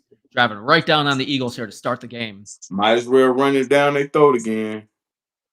It'll be interesting to see who they go with this time. I want to see what the type of formation they got. So they're lining up. Prescott behind center. Here we go. 1st and goal. Prescott back, hands it off. And it looks like a touchdown. It is a touchdown. Tony Dorsett. Touchdown. Javonte Williams. Wow, what an impressive start for the Cowboys, man. Hey, man. Impressive for Javonte Williams, man. What a good series for him, Listen, too. bro. A loss of Carter is absolutely already hurt. Matt, absolutely. Nail on head, brother. Like, and it's not just about the play on the field, bro. Do you realize when you are a difference maker on your team has game plan for you for the last month? You've been game plan for. Like, they put these lineups on the field for you as a defensive lineman, 3-tech. And you shoot your load off like that and on a kickoff return, bro. You shoot your whole load off. Right now, it was the commercial. It was they were just on the field. No, I'm just saying after the kickoff return, you shoot your whole load. It's crazy. Yeah, and I'll admit I was one of the guys like kind of skeptical of the Bears not picking them up. I understood, but then when he was so called like this good character guy for these first couple of years with Philadelphia, I said, well, maybe he changed. Well, I think I just got the answer to my question. He's not changed. But see, you got to think about it, T. Fields. Everything is you know what I'm saying? Everything is kind of overlooked and overshadowed as long as you're being victorious. Exactly. Winning cures everything. Being in the situation that the Bears are in at that time, you cannot afford to have a guy like that, man. Because what do you think gonna happen if this kid comes to a season and you only winning 4 games? It's trouble, bro. Yeah, I mean, well, he went to the right situation. That's what I'm saying. He went to the right situation in Philly. People try to discount that, but that matters, bro. No, it does. And I mean, and I thought with the help of all of his teammates, because it seemed like every player that ever played for Georgia is on that team. As far as defense, from what N'Kobe Dean, 7 is. Yeah. N'Kobe Dean, Jordan Davis. I mean, yeah, but then you still had, you know what I'm saying, Big 91 there. You still had B Graham there. You know what I mean? Yeah. Vested and did it. You know what I mean? And you can't go against those guys because they're champions before you got there. You know, Fletcher Cox is one of them guys. He may be in Canton. I don't know, but it's a strong possibility that he may end up in Canton. He should. He definitely should, in my eyes. You know, at the time where the Bears were picking, we ain't had no guys like that. And hell, we still don't, to be honest. I was about to say, I mean, because if that was the case, someone would have, got DJ Moore last year, for his antics, and even Caleb Williams for his pouting look. Yeah, this kickoff returning will be very interesting to me. Now the ball about to go to the if the touchback is on the 35-yard line. And another thing too, Hey, they might as well sell out to try to stop Saquon, man, and see if Hurts can beat you. Here we go. The Cowboys kick it off. Cowboys kick it off, touchback, and the Eagles take over. And we get Jalen Hurts coming out to the field now. Jalen Hurts, a hell of a year last year. Super Bowl champion. And, we have a penalty marker. What penalty could you have? Penalty marker down on the play. If it's the play didn't happen. Touchback. Penalty on Philly. So, legal motion. There was a legal motion on the return team. Legal motion. Boy, you don't see Not that at very all. The receiving team, that would be number 9. There was movement prior to the kick, according to the official. So now the Eagles will take over at the 30. How here they go. We got Jalen Hurts ready to take over. How do you guys feel like how you guys feel about the kickoff thing, man? I know we're in year 2 of this thing. I'm still not liking it. No, it's taken me a while to get used to, as Jalen Hurts is about ready to take the ball here from center. Man goes in motion. Hurts takes the ball, and he is going back to throw. Quick pass over the middle. And to Dallas Goedert. Goddard, the tight end. I see a lot of that type of plays with the Bears this year. Great use of our tight ends. And that's what Philly does that too. And don't forget, by the way, too, guys, Philadelphia, they have a brand new offensive coordinator this year. Kellen Moore was their offensive coordinator last year, and he's now the head coach of the Saints. New Orleans Saints, yeah. Promoted Kevin Patillo as their quarterbacks coach is now the offensive coordinator. So now Eagles taking over second. It should be interesting. Hand off to Barkley, and that's a first down. First down, Philadelphia with Saquon Barkley. Looks like he picked up about 3 or 4 on the play as they go back to the huddle. And Kenny Clark, how about that? Looks like he was right there in the middle of the play. Yeah. Oh, we see my man Jack Sanborn made an appearance. 57. Nice play by Kenny Clark there, too. Okay, so here we go. Jalen Hurts behind the center is around the 40. Man in motion. Hurts goes back. Play action to throw. Running around. He's scrambling. He makes a run forward, and he slides, and he does not get quite enough for the first down. But he looks like he got about 7 or 8 on the play. That was a nice play by Jalen Hurts. Nice read around there, too. It looked like probably a busted play because I'm sure he's supposed to get rid of that ball quick. But I think that's a good deal on Dallas' part. Jesus.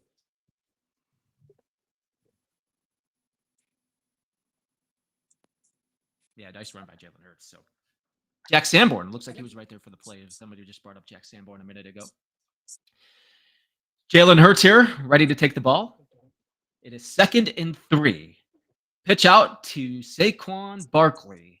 Saquon Barkley gets a block, gets a couple more blocks. Nice run, and gets the first down. Barkley on the move there. That looked like Barkley looked like 7-yard pitch back, and looked like it. And looks like he's going to be around the 36-yard line. Maybe I should have drafted him. Looks like they pulled the guard on that play too. I like that play call.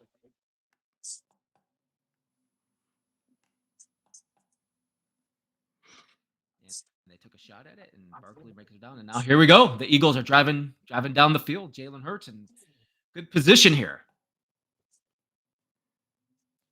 It's 1st and 10 for the Eagles. Shotgun. Jalen Hurts to throw. Pass over the middle.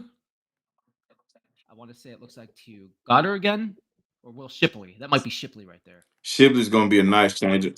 Shipley's going to be a nice change of pace for the Eagles, man. Giving Saquon a rest. And it looks like they're going no huddle here too, guys. They're going right back at it. Jalen Hurts, shotgun for 2nd down, and handoff Shipley to Barkley, and he's Shipley down. Looks like right around the 29-yard line. First down as the Eagles are driving, guys. And this looks like the Eagles' offensive line. As Jalen Hurts. Like the Bears' defensive line. And they're just running the ball, man. Here he goes, another shotgun. I think this is third play in a row. He's in shotgun. There's a man going in motion. Jalen Hurts takes the And that is caught.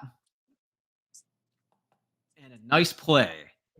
Look at the receivers and the tight ends blocking downfield. Shipley. That is a beautiful Yeah, thing. beautiful block. Absolutely. Shipley inside the 10-yard line for 1st and goal for the Eagles.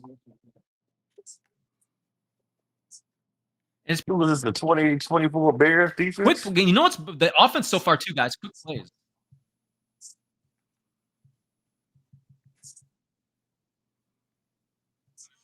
Saquon.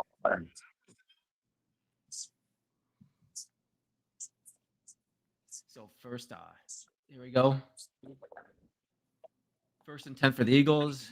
Back run, handoff to Barkley, and just short, just a little bit short. As it's 2nd and goal for the Eagles. So it looks like they're around the 3-yard line, guys. The fade route to AJ Brown. That's my prediction. Nope. Right down the middle. Got to get to Saquon again, man.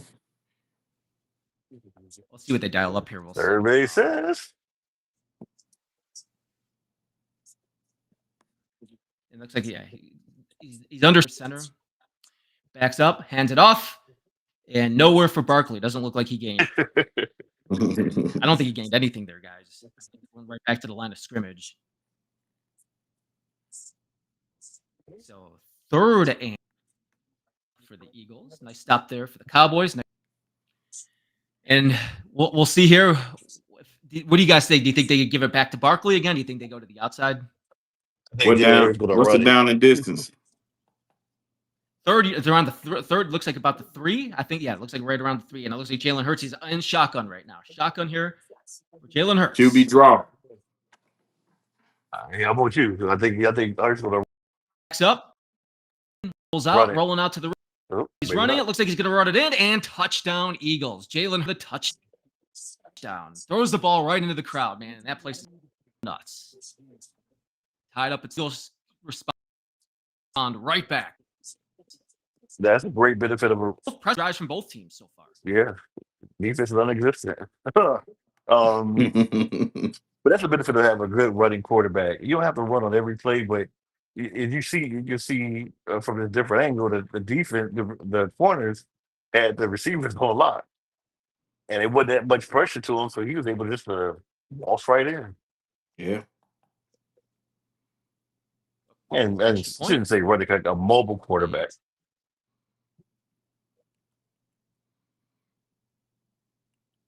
We've seen both guys. Listen, we've seen both guys be perfect on their first drives, getting the ball to the playmakers. We've also seen the effects of the running game on both ends as well. We said the time was how many plays were scripted? The first 15 maybe. 15 maybe, yeah. But I think go ahead. No, after that, that's where I think it gets interesting. Yeah. When you start playing a chess game between offense and defense. But Philly has to compose themselves, man. They're getting too many penalties, man. I think they had four penalties on the first drive, man. That's crazy. Yeah. You will not win this game doing that.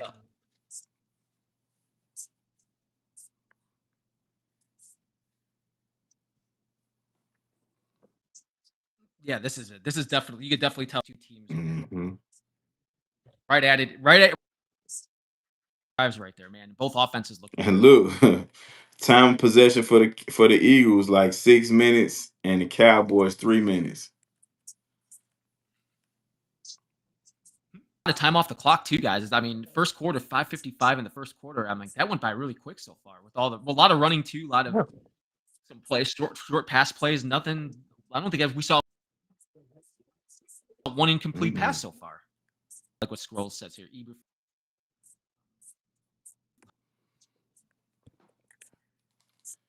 And if my computer will let me pull up Scrolls here. It says Eberflus is going to Eberflus.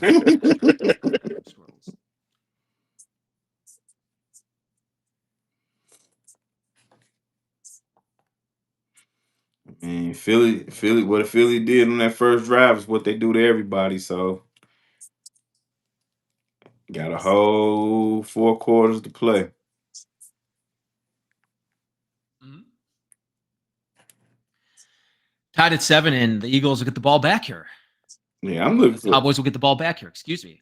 Eagles just scored. Whew. I'm looking for Dallas to break one out on special teams, man. I just feel like, You got the right player, number 9. Perfect. definitely, man. Though he's not that electric, people question why we kept Duvernay.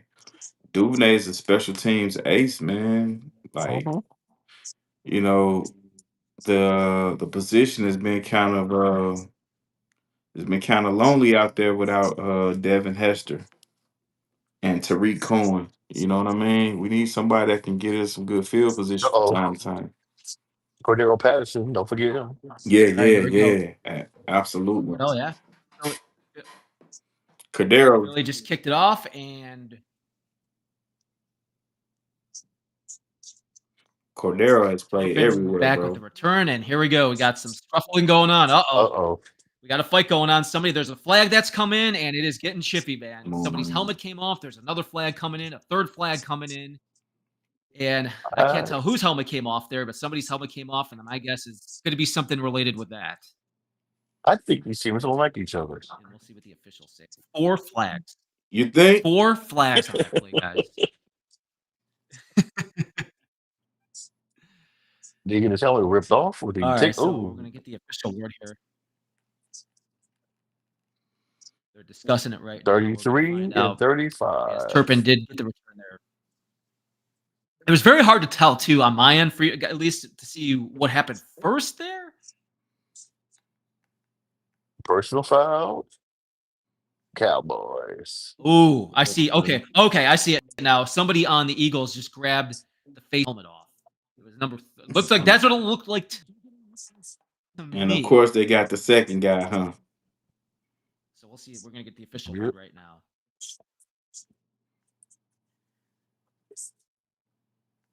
Oh, and it is on the Cowboys. 2 person fouls. Personal. 2 personal fouls. Ooh, you don't see. That's another thing you don't see very often. When was the last time you watched a game and you saw 2 personal fouls, number 35 and number 14? 2 personal fouls. So that means Dallas now is going to be back in their own territory. We'll see where that takes the ball, but they're going to be deep in their own territory. Yeah. Yeah, it looks like about the 12-yard line, guys. Yeah, it's no, I don't think it's. Yeah, it looks like they got him about the 12. Like, it looks like the Cowboys about the 12-yard line. So we'll see what the Cowboys do here. We got Dak going back up under center, and it looks like he's going to be in shotgun here.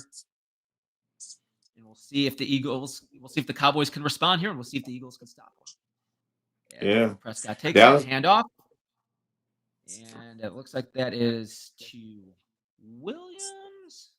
Mm-hmm. A couple of yards. Yeah, Williams carry, I think, about 3 yards on that play, guys. Big Jordan Davis. Dallas was the beneficiary of the penalties. now the Eagles getting a little get back. Okay. So here we go, guys. Let me get my computer here. All right. Sorry, I removed my computer here. All right, here we go. Prescott back, shotgun formation. Back to throw, fakes the handoff, looking to throw, running, throwing down the field, and that ball is caught by CD Lamb.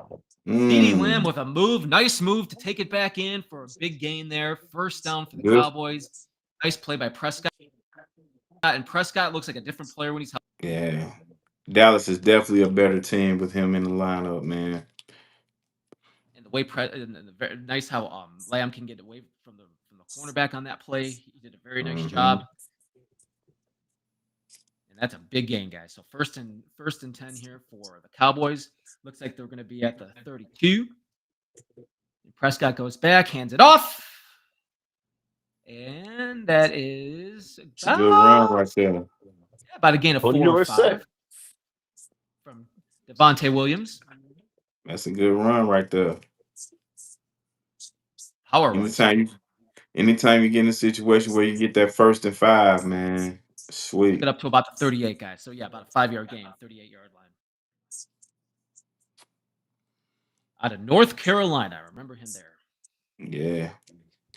Good player. So, we got the Cowboy here, 2nd and 5. Prescott behind the center. It's good play action down here. You can go either way. Run a pass. About a gain, a couple of yard gain right there. Okay. So 3rd and what, 2? That was a gain of 3. So that is going to make it about 3rd and 2. Yes. Play action, man. This got to be a play action down right here. 3rd and 2 here for the Cowboys.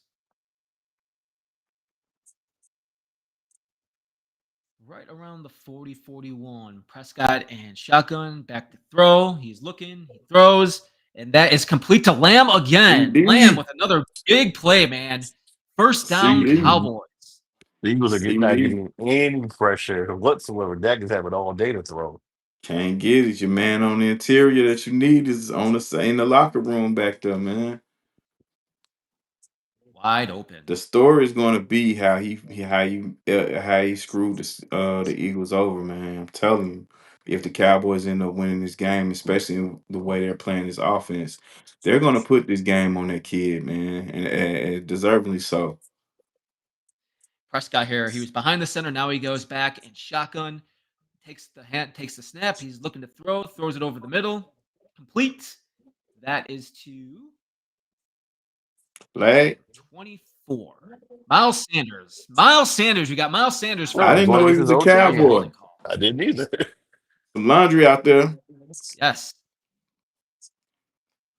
That guys was holding on Smith, number 73. So that's going to take it back a little bit. Tyler Smith. Ooh. Oh, tackled him to the ground. Tackled him to the ground, D-Nice. I think that was safe to call holding on that one. Yeah. So here we go. The Cowboys now, they'll do it all over again. That backs them up. That backs them all the way up to, it looks like around the 44, 45. So Prescott back in shotgun. Yeah. Takes the snap, drops back, throws it over to Miles Sanders again, but it doesn't look like that's going to get a lot. That's ugly. Probably. That's ugly right there. Your linebacker is waiting for him.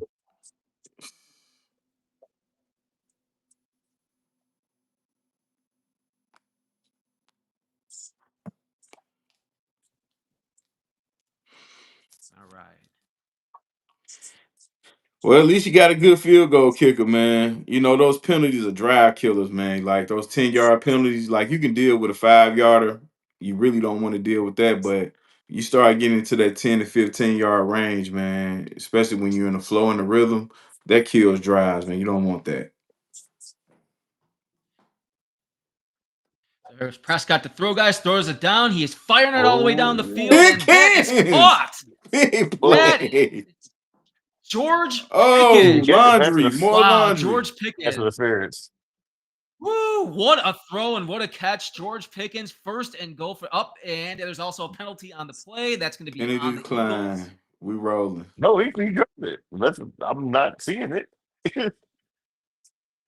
What a throw. But it's still pass interference. Yeah. Oh, he dropped it.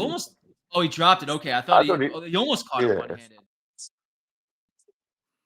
It looked like he caught it from over here on this angle, but yeah, pass interference, and it looked like he was all over him, so it's going to take him all the way up to first and goal. 1st and 10, close to first and goal. 1st and 10 here for the Cowboys, driving to see if they can make it in.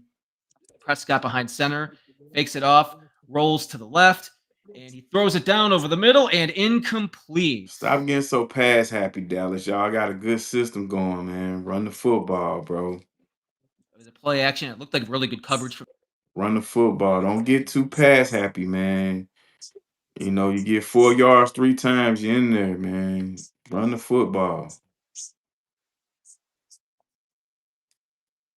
Their man is out of there, bro. There you go.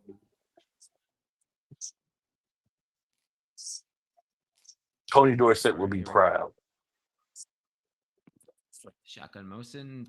Prescott hands it off, and that is to big play. Nice play. Fighting for those yardage there, guys. Man, he balling, man. He balling, man. He balling. For Williams. Yes, sir. First and goal. Devontae. The Cowboys getting Don't right get set too back up. happy. First and goal. End of the quarter. Prescott under center. We'll see if they can knock it in. They're gonna let the clock run out. Yeah. Take that 99-yard walk to the other side of the field. Yes, indeed. Just to line up and run that thing again, man. And like I got Dak Prescott on my fantasy team, bro. So I really need him to start throwing some touchdowns. But the smart thing to do in a game like this, man, turn around and get that kid the ball again, man. Give him the Pass ball on again. first down. Hey guys, so that's the end of the first quarter, and that's tied up at 7. And the Cowboys. Thank you guys, by the way, watching. Each team took advantage of their first possessions, even though penalties helped out both. But you can't get mad at it. Dallas still rolling. Now it's time. If they don't screw this up, you know what I'm saying? It'll be real interesting to see how Philly comes out in this next couple of plays in this next possession. 7-7 here for after the first quarter. We're going to roll into the second quarter. Thank you guys for watching, by the way, the Chicago Sports Podcast. As we see you guys all in the chat room, thank you guys for being part of the show. If you're new to the show, you can like and subscribe on our YouTube page. Get all the notifications. We have shows here all the time. All the time. You can catch his shows. We got Fields videos going over the game. This is our watch party tonight for the Cowboys and the Eagles. So thank you guys so much as we get ready here for the second quarter. And it's going to be interesting to see what they do here, what type of play they're going to call, guys, and if Prescott and if Williams is going to get it in, or is it going to be Pickens getting it in? But either way, man, I think these have been impressive offensive drives so far for each team. Absolutely, Matt. And listen, this is not the time to overthink this. One or two things should happen in this situation. You beat Philly at their own game and do the Philly special. I mean, you do the tush push, or you snap the ball and you hand it back to number 33, man. Let him get on in there. Nothing crazy, nothing exotic. This is a place on the field, and especially the down the distance where you separate the man from the boys, man. Push, push. I would pass. I would pass on the first, only on first down. Just because it just keeps the defense honest and on their toes. So, but I get it. I'm all for the smash mouth football, but I would at least a fade route with the big receivers that they have. With Pickens, well, CD's not that big, but CD still gets snatched the ball. Yeah.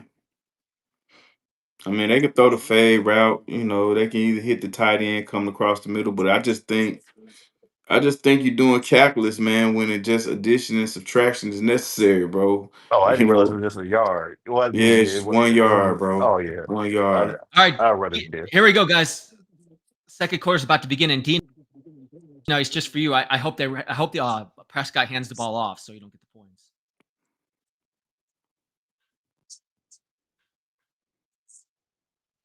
Here we go, and he is in for the touchdown. Yeah. Looks like he's in for the touchdown, Javonte Williams, and it is Hey, man. a touchdown. Yeah, Gotta love it. Gotta love it, bro. What you're doing, this is called enforcing your will on the opponent, bro. I know it's still early, but that offensive line is good. Get a lot Look at of that run. 9 plays, 88 yards, bro. That sounds like me on Madden. Nice run, nice power run there. Nice by the blocking. And we'll see if they can get the extra point and make it 14. And it's the start of the second quarter. It's a good. Cowboys. It's the start of the second quarter, and Philly has accumulated 54 yards in penalties, and they only have 70 total yards. And they didn't have the ball control for a very long time either. And running up the middle seems sweet. Like cotton candy, baby. I wonder if a certain guy from UGA is Now the messing. question is I'm telling you, man, he jacked up that game plan, bro, defensively. With him doing that stupid stuff, bro.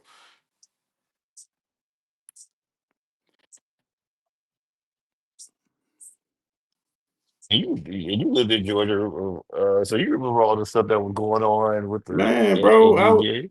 firsthand, bro. Listen, man, those kids, like, not to just point him out, his was just more serious because some people end up really losing their life. But Yeah. those Georgia kids get in trouble all the time. And T Fields, I don't know if you ever been to Athens, but I have. I have good people there. And I know for sure after a certain time, you leaving those bars in that downtown Athens area, Mhm. 10 to 2. Do the speed limit. Don't do over. Don't do below. Man, you gotta drive like you got a Bible in the dash, bro. You know what I'm saying? Now You that I got. lived in at one place, I lived in Lawrenceville, so I was Oh, just okay. Snellville, excuse me. I just hop Yeah. on, and straight because I covered a couple of uh I never did one of the games, but I did the G Day. We shoot with they have 90,000 people there for a Yeah. spring game. But Yeah. and when I keep saying cover, I used to I still am. I'm a photographer. I've been shooting Mm-hmm. NFL and collegiate sports for over 10 years. I was doing the Falcons. Actually, my first year was Grady Garrett rookie year. And believe it Oh, or not, he okay. used to be on special teams. I have a picture of Grady blocking for Devin Hester when Hester played for the Falcons. Yeah. Falcons.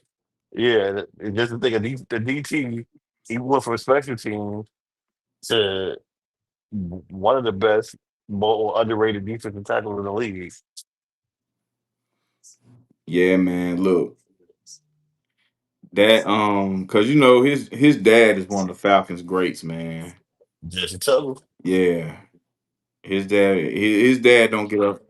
I didn't know. Oh, here. Yeah, his dad don't get a lot of credit, man, when it comes down to Falcon lore, man. He's not talked about that much, man. But Tuggle was one of the best, greatest Falcons ever, bro.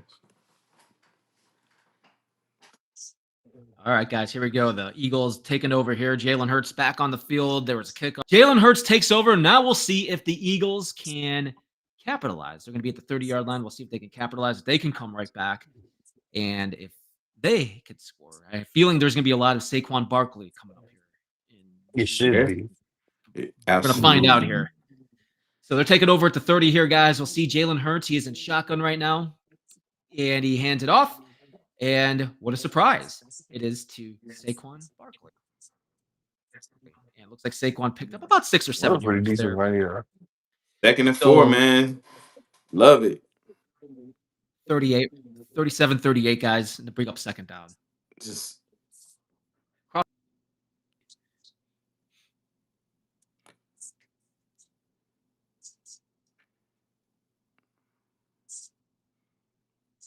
right, so here we go. So the Eagles are coming to line up. Jalen Hurts in shotgun, and nobody in the backfield. Everybody out, spread out. And Jalen Hurts takes it, looking, throws it. That is complete to Devontae Devontae Smith. Smith. First time we've gotten Devontae Smith here tonight, and that is a first down. Roll Tide. yeah. I think if you're Dallas, man, you want to try to get Hurts in passing situations, man. And the only way you're gonna be able to do that, you're gonna have to contain Barkley. Those little dinks and dunks, they'll kill you slow, but you have to. There has to be a way where Dallas can get Philly in a first and long situation. Get a sack or Hand off to something. Barkley. That was a nice move by Barkley too. It looked like he was going to get a loss there, and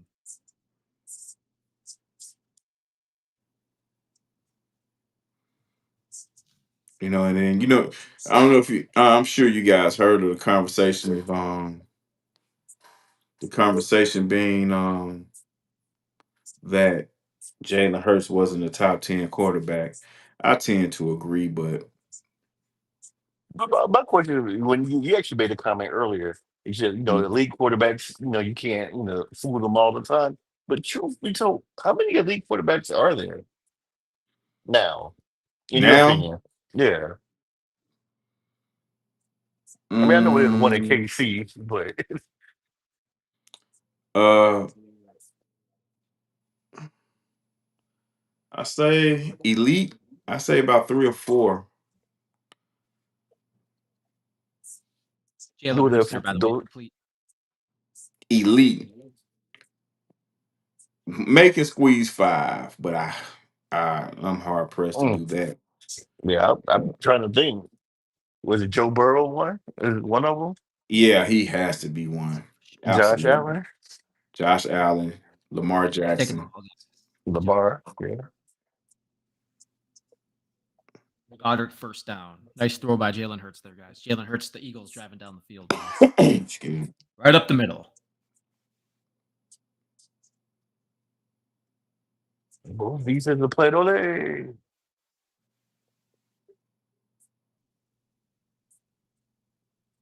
So far, so good. Patullo calling a really good game so far for Nick Sirianni in the Eagles. It looks a Goddard little. so far. He looks a little skittish, man. His play calling is real conservative here in Philadelphia, man, for the weapons they have. I mean, but I guess they're leaning on their strength, and there's nothing wrong with that. But this is a situation I'm talking about here. 2nd and 9. Let's see what Philly do in this situation here.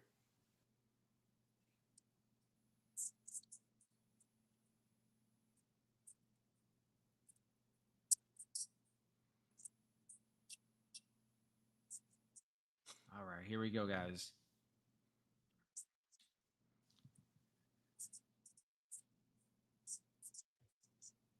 Hurts. See if he's out of shotgun or if he's under the center again.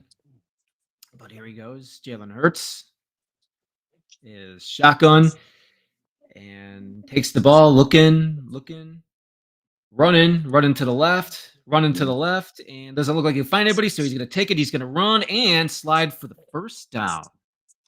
And I have to give him a lot of. I have to give him and the play caller a ton of credit. Credit to Hurts because he understands that he's not finna sit up here and just go through every progression. He's probably gonna go through 1 or 2 and then hit the hay and get the hell out of there. So shout out to him. But this is a real meticulous drive here, and it'll be interesting to see how it ends. But here you go again. You're in 2nd and 6. Play action. This can go a lot of ways, but the way based off the way it's been going, looks like it's gonna turn around and hand it off to Saquon again. But play action will be deadly right here because the run has been so healthy.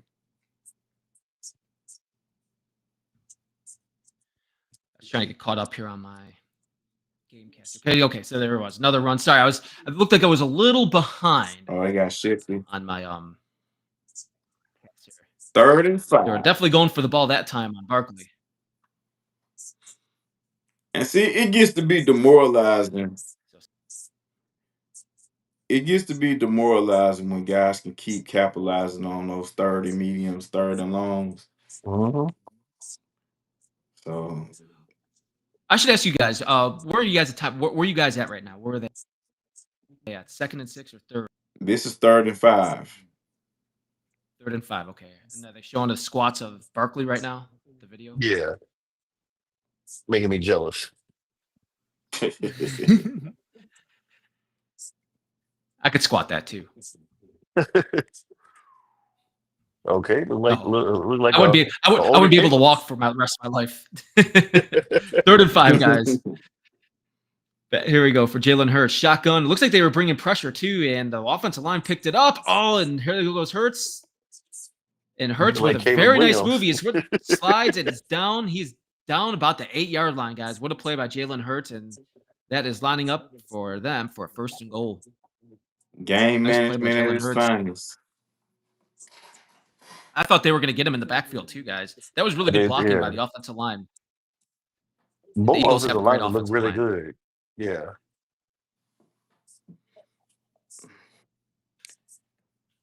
That was just really good blocking. Game management at its finest. Notice the play calls. First and goal. Notice the play calls that's being called for Hurts, man. These little dinks and dunks passes, nothing down the field, nothing extra. Just keeping them confident, man. Hands it off there. Hands it off to Saquon Barkley. Probably got about 2 yards on that. It looks like about 1 or 2 yards. And that's going to bring up second and goal. T-Field, I think they're still working on the script. I think they're still That's under what the it looks script. like. And maybe offensive minded coaches do tend to have longer scripts than touchdown. Jalen Hurts takes him in shotgun. Looking to throw, looking, rolling to the left. He's running, and he is going to take it in for a touchdown. Yeah, looks like a touchdown. Yes, it is a touchdown. Jalen Hurts. Another nice run by Hurts. And boy, it looks like we're getting a shootout tonight, guys. It's working for them, but that's not elite quarterback play to me, bro. That's not top 10 quarterbacking to me. You know what I'm saying? That's just a guy getting it done. Well, the offensive line looks really good so far for the Eagles. And on that play, too, when I look back at it a little bit more, it looks like the coverage is really good for the Cowboys. They couldn't find anybody. And now we'll see if the Eagles can tie it up here. Yeah, we know Elliott get a little shaky sometimes. Yeah, sometimes. Yeah. So tied up at 14, guys. So here we go. And, man, 6:46 of the second quarter. Again, going by really quick here as we are tied up at 14. Yeah, those guys, and, we'll see what the Cowboys have can do some coming long back. drives, Matt. Appreciate it. 12 plays, 65 yards, Matt. 8 minutes. Ooh, have some long drives, really Matt. good blocking. And that can prove to be, a little messed up, man, as the game goes on. But is that sustainable, guys, is the question I have. I guess when you have a guy like Saquon Barkley and with Hurts quarterbacking the way he's quarterbacking, it's possible. Well, it's how the Cowboys going to answer next now. And are the Eagles going to be able to stop them? Are they going to be able? It looks like the running game so far is working for the Cowboys. Yeah. And CeeDee Lamb already, man, the Prescott CeeDee Lamb connection is getting started pretty early in this game. So I think that's going to be the key here. You got to stop CeeDee Lamb. You think the Eagles miss Darius Slay? Oh, they missed quite a few. I think they missed Brandon Graham. I think they missed several different players. I mean, because right now I think Josh Sweat. Oh yeah. Yeah. Honestly, guys, I thought the one they lost. Yeah, I think they are going to miss Darius Slay, but the one they lost a couple of guys. But I think Josh Sweat is the other guy that they're going to miss this year. And I think the guy that went to New England a little bit. The defensive tackle Milton Williams is the other guy they lost. Milton Williams, yeah. But or how about C.J. Gardner-Johnson? He was another guy. Don't forget, he was traded to Houston, wasn't he? C.J. Gardner-Johnson, who was also in the secondary for them last year. And so they had quite a few losses. So I mean, and then Jalen Carter in the first play of the game. Yeah, it looks like Dak is comfortable, man, and facing Dak with weapons. People can say what they want about Dak Prescott, man, but he's a good quarterback. I don't really understand why he gets such a bad rap. Well, they talk about his playoffs. They talk about his playoff struggles, man. But you look at Micah Parsons' playoff struggles, and you tell me, you know what I'm saying, is it really all Dak? You look at Micah Parsons' playoff numbers, man, and it ain't there. It's a good return. I know. To me, I always felt that defense would be a more advanced week one than than team's offense, and I'm kind of shocked that it's the other way around in this game. Well, you got two veteran guys back there, man. They got pretty Yeah. good cohesiveness with their ball club. So, you know, And after also, guys, after the Parsons trade too, I wonder if the offense, like Prescott's out there, is like, you know what, guys, this is on us now. We got to go out there, score, and be the offense that we should be because they do have very good players on their offense. And that is under center around the 30, right at the 30-yard line, 1st and 10. Man in motion as Prescott goes back and fakes it off, rolls over, passes it to number.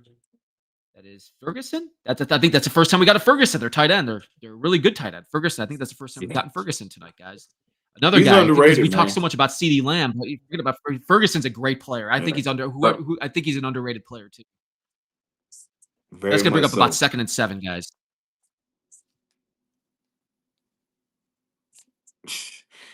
2nd and 7 for the Cowboys. Hey, bro.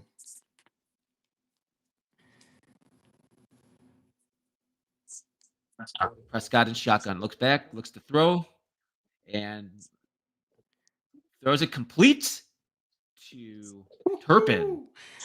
Turpin, who looked wide open on that Listen, play. Looking a little For chippy. first down.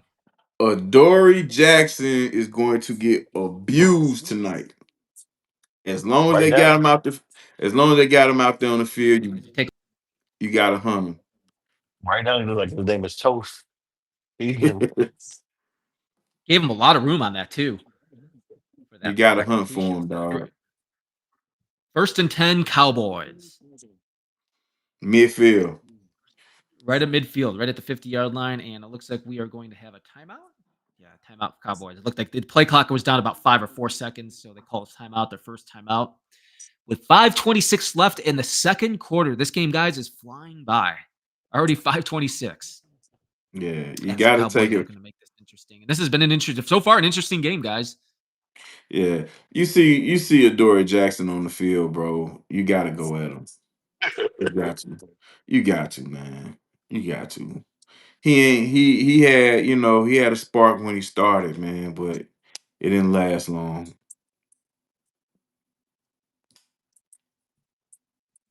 I think the thing that's sticking out to me for the Cowboys so far, they're definitely the Eagles are definitely trying to bring pressure, but Prescott's getting that ball out pretty quick. Getting it I think out. the Cowboys Getting it out. offensive line has held up pretty well so. Like it looks like when he's going through his progressions, he's just taking what the defense is giving. That's it. He's not going through the numeric progressions and anything like that. You know what I'm saying? He's going wherever the defense goes, he's going the other way. You know what I mean?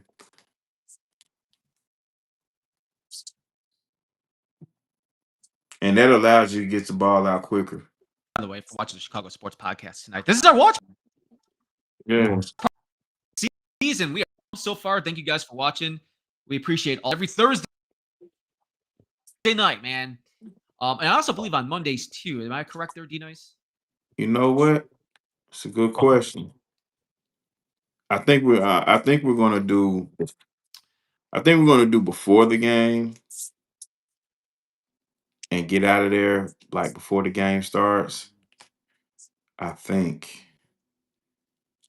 I have Either to way, check. keep Forgive me for not knowing. Keep rolling here with the Chicago Sports Podcast because we do have shows all the time, man, and there's content going up all the time. So make sure you like and subscribe on our YouTube page, and you can follow along when all the shows start popping up.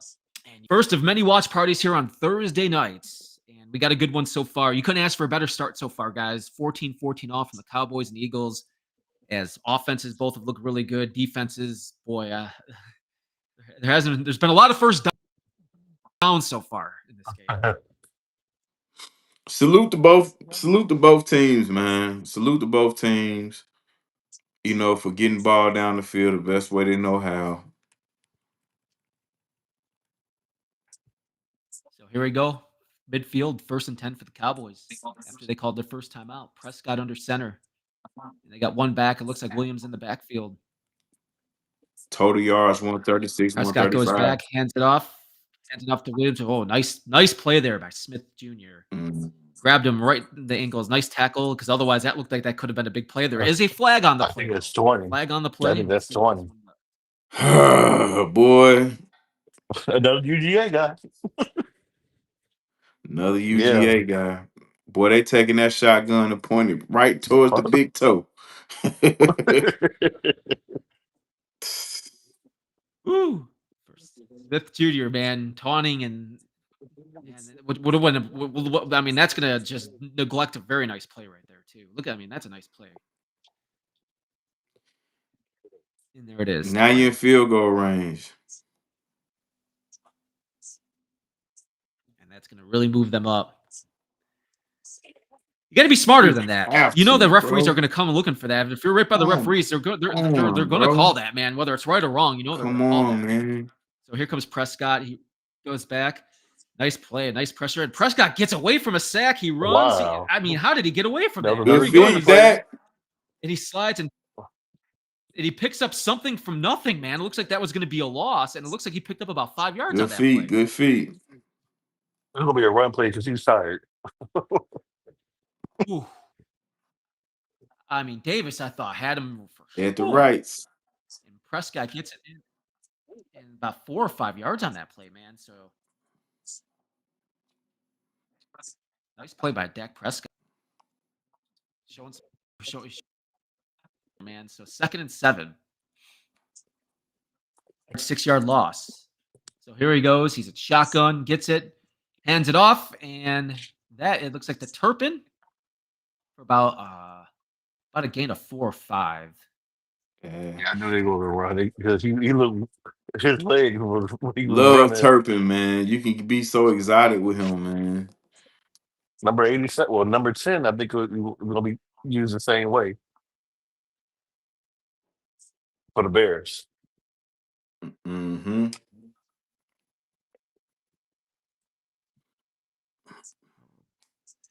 So here he goes. Looks like around the 28, 27-yard line, 3rd and 2. Prescott and shotgun. He gets it. He hands it off. And that is a first down. Shout out to Dallas. Shout out to Dallas for being patient and sticking to the game plan. And it looks like a no huddle here too, guys. Prescott and shotgun. No huddle. First down. 1st and 10. This is not good.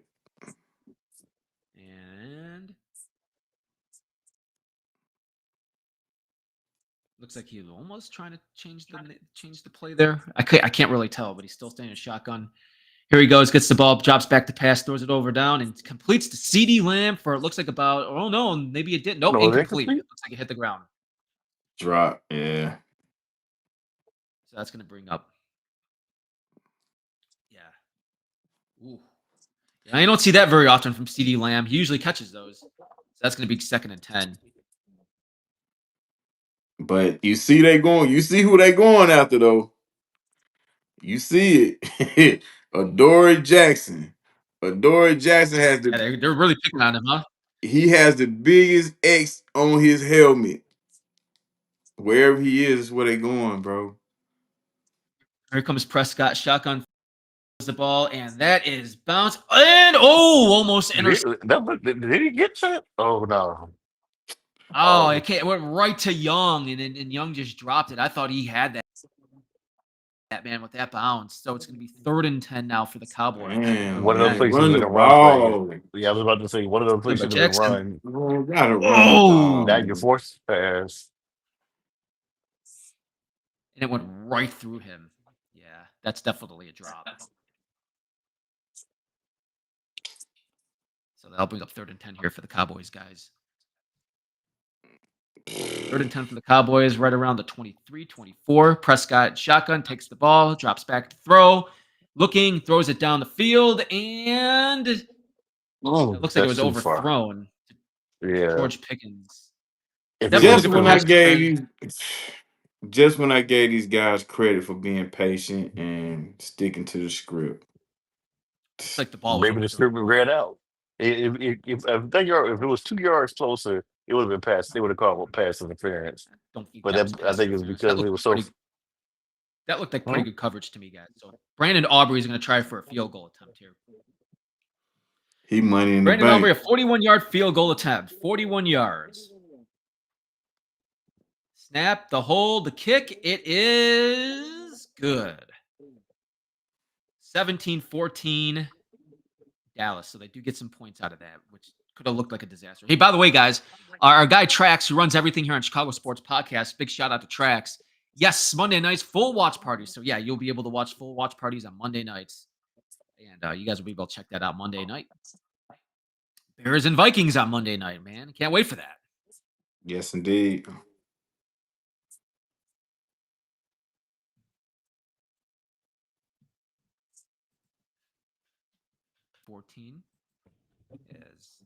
We got our full watch party in effect here. Thank you guys for watching tonight. We really appreciate all your support. As we're watching the Eagles and the Cowboys. And don't mind me a second here, guys, as my internet is just all whacked out tonight. So trying to work a couple of things here on my end, but we do appreciate everybody's support.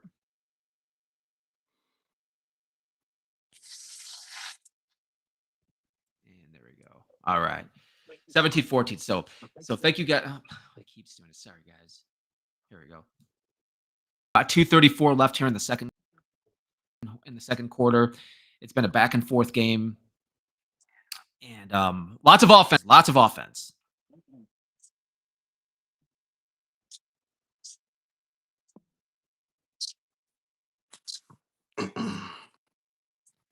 Any surprises, you guys? Anything we've seen so far surprising?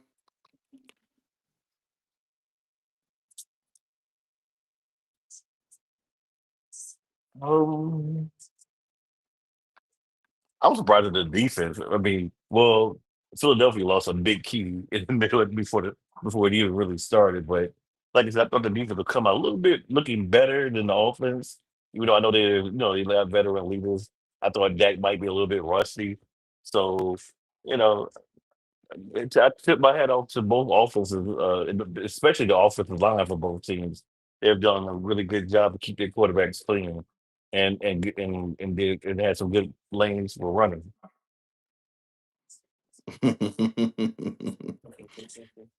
Hey man, one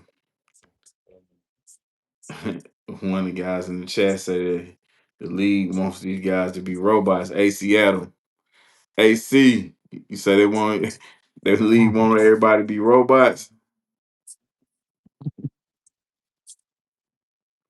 Turn it on. I turn it off. Turn it back on. Shout out to Track, shout out to Foster, shout out to AC, shout out to Miss Cheryl for all the updates. Shout out to Scrolls. Guys, Dante, shout out to you. What we got, Matt?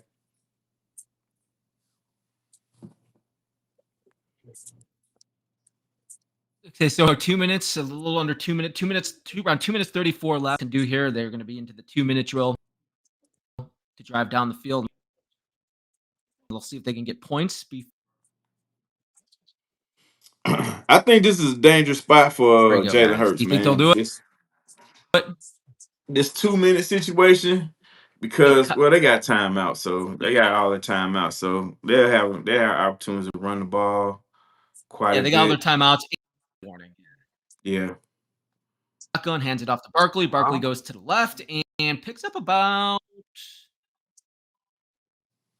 3 yards there, and that's going to bring up second down as the time continues. I wonder if they're going to take this to the 2-minute. Yeah, this is okay. Yeah, in 2 minutes, 3 timeouts, you got essentially about 77 yards to go. So maybe they want to get maybe 65 of those yards and kick a field goal.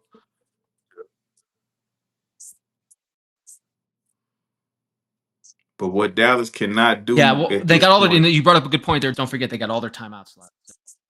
Mm-hmm. What Dallas cannot do at this point is allow Saquon Barkley or anyone else running out that backfield to get a nice chunk of yards, especially on this down and distance here, 2nd and 6. And you can't stop everything, right? So, you kind of have to pick your poison, but Jalen Hurts has done an excellent job with his legs, getting those necessary first downs and sliding. You have to stop him from getting in positions where he can stop the clock, getting out of bounds, and things like that. Do you like the fact that Jalen Hurts is their leading rusher? I think so far, and I know He's doing what's necessary, though. You know what I mean? Jalen Hurts right now. We got it. And as we On the know, screen, Matt, 43 rushing yards. as if you know, look, Matt Eberflus. As you know, Matt Eberflus is not the best situationally. So, but this is where it matters, man. This 2-minute offense, man. Situational football matters here on this particular drive right here. Let's see if Matt Eberflus has learned his lesson, man. And I know he's not the head coach, but he's the coach of this damn defense. I'm interested to see how he calls his last 2 minutes. And honestly, if Philadelphia gets out of here with a field goal, you have to consider that a win.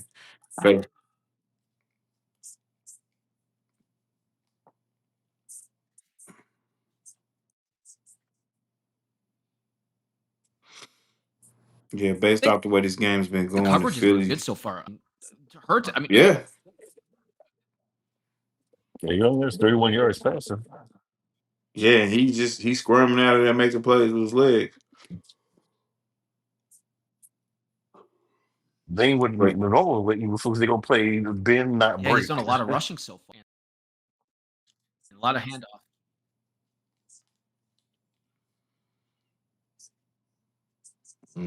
Okay. We'll see here in the 2-minute drill for the Eagles here, guys. I wouldn't be surprised they run it on 3rd down. Right. 2nd and 6. With a Jalen Hurts and shotgun. Oh. Okay. Rolling to the left, rolling, and throws it away as he was good about it right there. To Eberflus, and there was definitely pressure being brought on him on that time. There you go. 3rd and 6. Okay, here we go. Like you said, T Fields wouldn't be surprised with a back like Barkley. They'll run it on 3rd, but you run it on 3rd and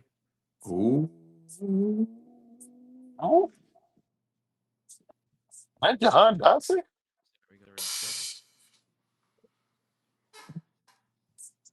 It was just picked up, but throw downfield. Man, what a throw, huh? 1st down. Nice throw by Jalen Hurts. Okay, he passed that test. All right. Like, okay, all right. Big play. Big play. Big play to Jahan Dotson. I didn't even know he was there.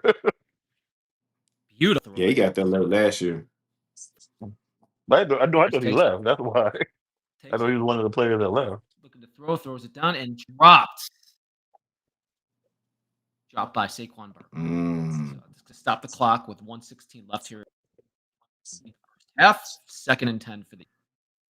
You don't see those drops very often. Yeah, not from Saquon.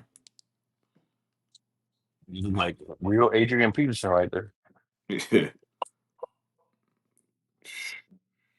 No, he's a stud. So here we go again, guys. 2nd and 10. Jalen Hurts and shotgun. Looking to take the snap.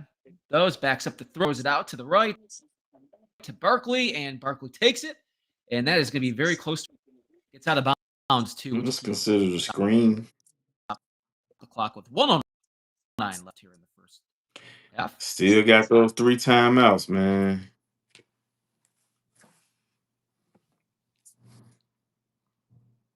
lot of time here. Yeah, and they're using it wisely.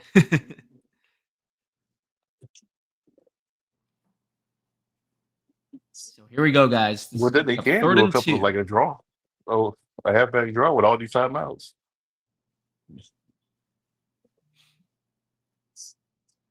Third and 2. Nobody in the backfield. Snap, looks to throw wide open. Ooh, did he catch that? He did. Saquon Barkley, nice Yes, he catch. did. Yeah. That ball was overthrown. So that's going to be a first down. First down. I say go for a quarterback draw. I'm not quarterback, halfback draw. They still got all 3 timeouts, and that's out of bounds. So that does stop the clock at 104. There's Matt Eberflus. Still giving up them sidelines.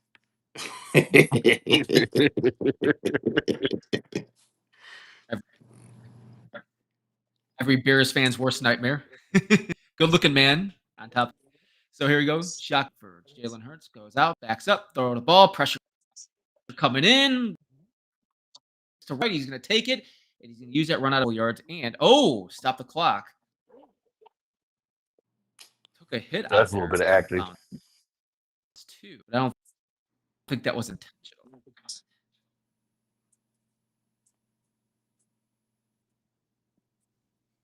Well, let's take a look at that again. I would He was start to trying run the ball. I would eat up this clock.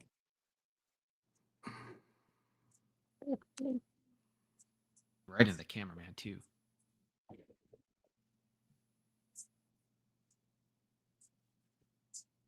And being experienced, being on the sideline, getting hit by a player is not fun. Oh no. Second 5 guys. Hand off to Barkley. Eat some of that clock. And there he goes. There he goes. Touchdown. Barkley, what a run. Yeah, I should have picked him. But bad and curse. Barkley being Saquon Barkley like last year. And it looks like we got another fight, too. Dallas save your energy, man. 51 seconds is plenty of time with 2 51. They still timeouts. got 50 Yeah. 51. Look at this run, by the way, too. Look at that hole. And the field position they be, these guys been getting excellent field position coming out the kickoff too. So yeah, if it's a touchback going to 35, you're going to get that 65 yards to work with it. So, and Dak is looking pretty good past the ball. yeah, some big plays out there, man. Yeah, so it's plenty of time. That's why I was surprised Philadelphia didn't run more, being that they had all 3 of their timeouts.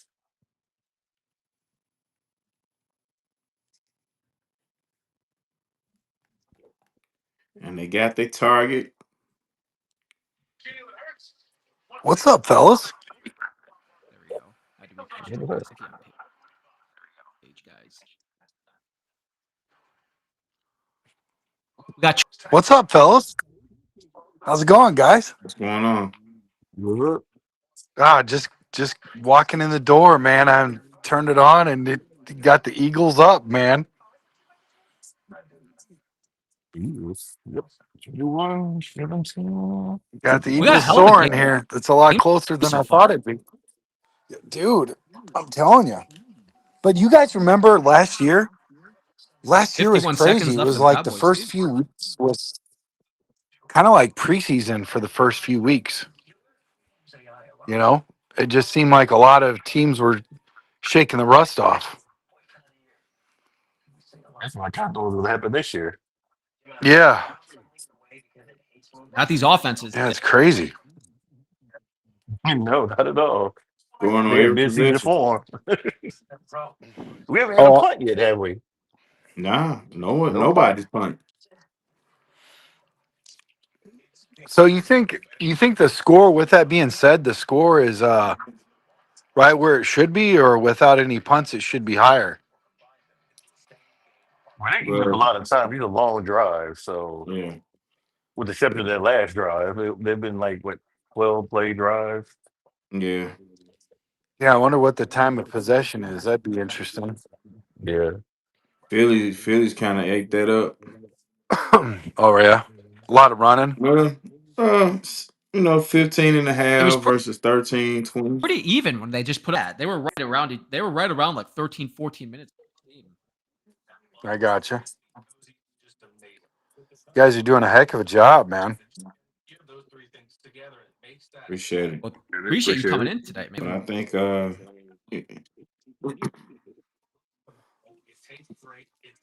Yeah, they got me running, dude. That steel mill.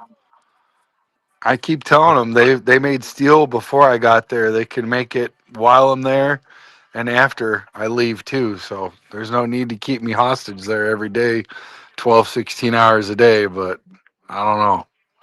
They're not listening. What'd you have today? What's it was freaking like 13 hours. Woo! Yeah. Yeah. Usually on average about What are you 12 at the least. yoga? Derek D Nice knows about that. He yes, gets some of that indeed. too. He gets some of that too. Well, And then Dallas kind of messed it up. that schedule he's got where he's supposed to be locked in on certain days. They ain't doing that no more either. Mhm. Yeah. Track. I keep telling D Nice just to quit his job and don't work at all and just quit.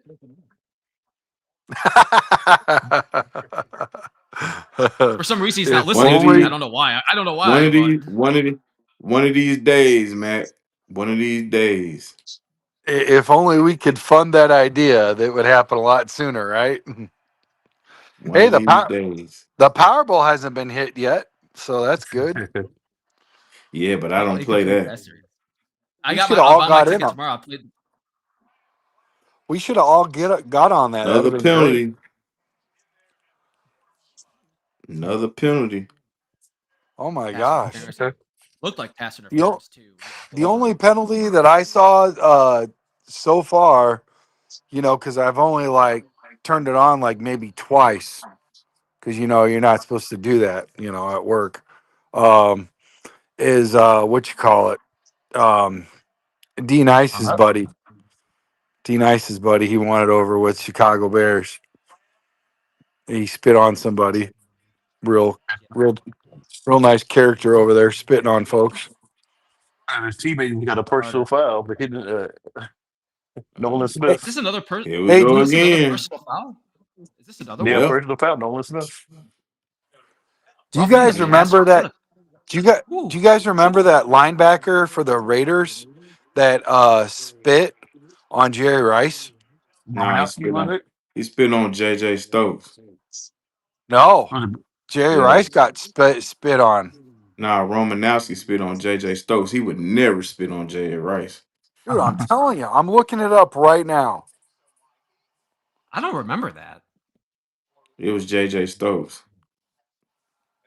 I was in a game at a Falcons game when was it D'Angelo Hall spit on T.O. or T.O. spit on D'Angelo Hall? I can't remember.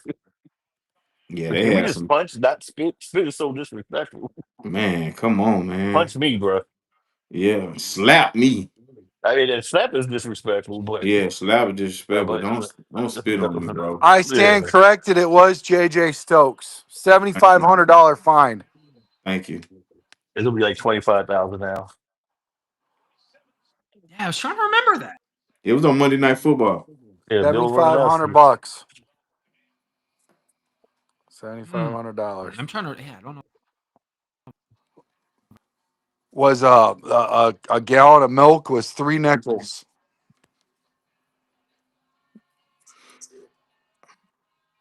What year was that? Uh,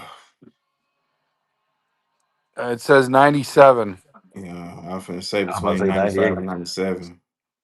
But Jerry Rice was league royalty. That don't happen to Jerry Rice. No, it does They not. did have some history Here we though, go, and guys. now 20 they're seconds. they had some history, physical history, Mm-hmm. where both of them had been 6. Prescott reprimanded. looking to throw. Physical fist fight in 90. I think J.J. Mm-hmm. Stokes was a first round draft pick, and then later on in that draft, they drafted T.O. Yeah. J.J. Stokes out of UCLA. Yeah. The first round picking T.O. was what, the fourth round or something like that? That same draft. Damn. J.J. Stokes is actually the number one receiver for the Cade McNown. Number 8. Yeah. K-Big. Wow. Cade McNown. 14, Former 13. Chicago I got to Bear get the ball. quarterback. I don't know, I don't man. know. They moving this thing up. They get another 10, Final 15 time. yards here, man. They get a field goal. What's Some Prescott? more So 8 obscure seconds left Bear here. quarterbacks. About. Okay, it looks like they're going to put some time back on the clock. Yeah, like move up to 15. Oh, dude, ESPN wrote this letter May 9th of 2012. There was a bounty on Bill Romanowski because he was taking undue shots on Jerry Rice. Hey, I tell you right now, if I'm Jerry, I'll take this spit over freaking these undue shots. Nah. This sounds pretty rough. Nah, you can't spit on me, chimp. Yeah. Can't do that. Spit and slap is disrespectful. Yeah, we can't do that. Yeah, So you know, what's because Romanowski was on steroids, man. He was out there tripping. dude? There was a lot of people on a lot of things. I remember that Bill cowboy. I remember Romanowski. that cowboy player that did his whole career on blow. Hollywood something. Yeah. Yeah. They might get an extra 5 yards. No. Hey, let me see how much time left. You said that what cowboy player was on below? Yeah, Hollywood, 15 seconds. Hollywood Brown or something like that. Hollywood something. Oh, I think you were about to say the Hollywood whole Hayward, something 94 like that. Cowboys. Hayward, yeah, something like that. Oh, I think you were going to say the whole 94 Cowboys, except 9. for Troy Aikman and Emmitt Smith. Well, they were getting it from Jerry. Well, you know, that 90s Cowboy squad was Field goal snowed kicker up going to be too. here, guys. Yeah. Some of the players were selling it, weren't they? Jeez. Yeah, this field goal range right here. Yeah, this guy's one heck of a field goal kicker, ain't he? Great field goal kicker. Yeah, this is 53-yard field goal. He's a great kicker. He's my kicker. 89% accuracy. He's my kicker. He's my kicker, Matt. Eat your heart out, buddy. It's going straight up the I hope he middle. misses it. I hope he shanks it. Oh, you're dead to me. 53-yard field goals are like nothing anymore. I remember a 49-yard field goal. Like, oh my God, you got to kick a 49 foot. World. Yeah, now they do it in their sleep. Look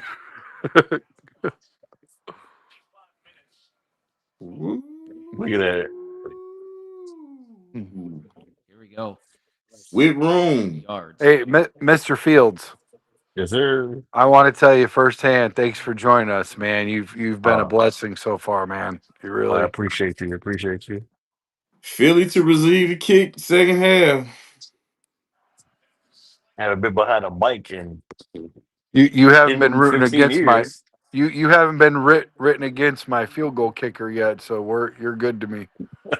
There it is. Well, I guess unfortunately he made it, so it's 21-20 at halftime. Do you get extra points for that, D-Nice? I think you do, right? Isn't it like 40 extra points? It's like 40. I don't know if it's that many, but you get extra points for kicking 50-yard field goal. D-Nice needs Dak to throw a touchdown pass, don't you? Yeah, man. But CD climbing up, man. CD get a score, get a touchdown. He gonna be up in the 20s. Oklahoma, baby. All right, let's see here. Let's get to my fantasy football. Oh, all three of us. We got to get Fields in on this action next year. We're all in the same fantasy football. Yeah. Yeah. Basically like the whole podcast and a couple coworkers. Okay. Yeah, Now, what concerns me, and correct me, I feel like the Bears got too many offensive weapons. Does that sound crazy? I think my buddy drafted Not like at 2 or all. 3 of them. And you know what? I will say this. Let me add to that before Darius steals my thunder. There was a guy there was a guy, a whole team the Saints had, and I couldn't figure out which damn receiver. It was like Colston and like two other receivers and running backs, and I just, you had Reggie, and then you had another running back, and I'm like, dude, I think you, the running back from Ole Miss. What was it? yeah, Was it yeah, Deuce McAllister? I No, think was s- it? I I can't remember. But they I did have an can't. extra running back. I think they had But Hill too, or was it Marcus Hill, or I think like we had the Bears ended up picking up later, and he stunk once we got him. But yeah, they had all kinds of weapons, is what I'm getting at, and it just every week it changed, bro. yeah, I mean, but it's concerning because, like, the way DJ Moore was acting last year, like, if he don't get his touches, but like right now, what name we have not called AJ Brown. Oh wow, He has wow. not touched the ball. AJ Brown today hasn't Yeah, had I a don't even think catch. he's been thrown to. Smith, and same with Smith. Smith has only had one Yeah. target today. Hey, Mr. Cooper, I have Yes, 11 sir. points with my kicker. He's project he's projected to get 15. That is crazy. I Remember haven't. when the kicker first got there? They had the jumbotrons or whatever, Megatrons or whatever they call them at the Cowboys, and they kept kicking them. Yeah. I think they were doing that just to mess around because I don't think that was. You guys think that was really a thing, or they were just messing with Jerry? I don't You know what know. I mean? Good Kinda- question. I mean, because did they move it higher or something? I don't That's what know. I'm wondering. I don't know. I just feel like they might have just been Yeah, messing with I don't know them. either. Because at Family Day, Yeah. I was sitting in the north end zone on Family Day, the Bears game, and they had the net down and they were kicking it, so they put the net up, and the kicker Santos was still kicking it over the damn net. And I said, "See, Bears, that's what you get for being cheap." And everybody was looking at me when I was saying this, and a lot of people were laughing. I said, "That's what you get for ordering a damn Timu net," because they were taking the balls away from the kids. Every time a ball was getting kicked, they would ask the kids to return the ball back to the ball boys so they could keep the balls. I said, "Man, it's Family Day. Let the freaking kids have the footballs. What the heck, dude?" So, but they had to return every damn ball to them. I'm like, I would have if I'm the owner or somebody, I'm gonna go ahead and buy myself like 100 balls or something like that, and just you ain't gonna use all 100, but just it's Family Day, man. Come on, Yeah. come on, dude. Agree. Well, Well, I don't maybe want to say that's why nothing bad I'm about the Bears. maybe that's why I'm not a billionaire. That's the reason why. Well, there's a couple things, but that could be one of Hey, them. Trax. What's up, dude? While we have you here, I Yeah. want to pull this up really fast. Okay. It's halftime, and Wind Creek, Chicago, Southland. As you're gonna be out there for a couple of games, and I figured love for you to talk about that a little bit as we have you on the show right now. Yeah, we'll be there at game 2, 6, 9, and 11. Right now, we're in talks to see if we can extend our programming and or do the entire season. So, but we're very blessed to just be in the building and be a part of something that a podcast has never been a part of in the history of ever. So and we can't do it without our community. We can't do it without you guys. We're all in this together, and we're just continuing to move forward and growing. And they say just knock on doors. Well, I'm sorry, we're just gonna knock those doors down like the Kool-Aid Kid. That's what we do here. You know. Mhm. So, And I got but the yeah. graphic up right now, Trax. Oh, okay. Yeah. Yep. My So my. week 2 against the Lions, week 6 against the Commanders, week 9 Yeah. against the Bengals, and week 11 against the Vikings. Yeah, 2, 6, 9, and 11. They're all away games. I did that on purpose, so that way I didn't interfere with you guys' going to Soldier Field or anything like that. You know what I'm trying to say? But I mean, if they give us home games, that'd be great too. So we'll see. You never know. But we'll be giving away they're gonna have giveaways and all kinds of stuff. I mean, they floated different things out there. I can't say for sure, but they've talked about gift cards and maybe jerseys and whatever. So I don't know. We'll see what happens. I mean, they basically print money there, right? So no, Literally. yeah, literally. No, I'm excited, man. It's gonna be a lot of fun. I can't wait for you guys to go there and hang out. It's the vibe is completely different, man. It kind of it's not Vegas, but it kind of feels like that. If that makes any sense. And I'll tell you another thing. I love the seats that they got there. They're leather recliner seats, and I mean, you could literally fall asleep in these things. They're so comfortable.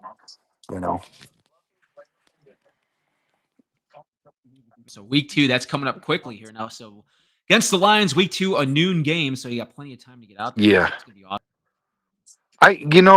Going into that, because they asked me what I wanted. I like the Lions. I didn't want the Monday night game.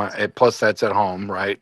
And that's the alumni game. So you're just kind of, it's just it's unique. Would we take it if there was more than 4? Yeah, but I think this is the right approach, at least for now. I do like week 2 because Jim Miller played for the Lions and the Bears. Well, he played for a lot of teams, actually, almost all of them. But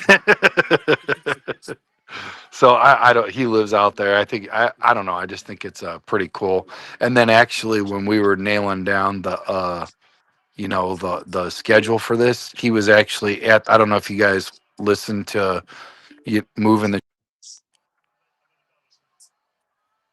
I don't know if you guys listened to moving the change, but he actually, what do you call it, was at the Lions training camp at the time. So that was kind of cool. That's on XM. Is that on XM? Yeah, Sirius XM channel 88. Yeah, I do listen to. I listen to that show all the time. I thought. Oh, do you? Oh yeah, I listen to that all the time.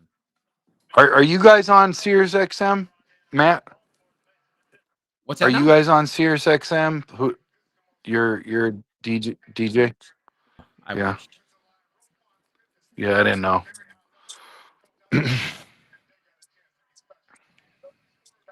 They was just showing Rodney Harrison.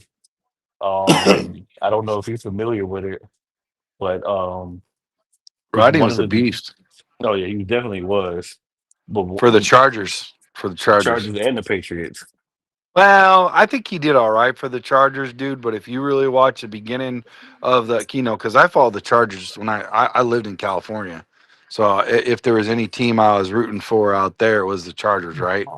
And him and Seau, they had a unique connection. I think them two were hands down the 2 best on that team. But anyways, sorry about that. No, I was just saying that I used to coach youth football at the Cula in Georgia, and he used to Uh-huh. coach at Peachtree Ridge. Um, he coached his son. I believe this is what 8-year-olds.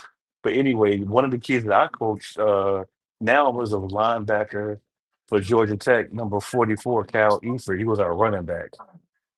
So He I just plays saw he plays for correct. Georgia Tech now. Right now, correct.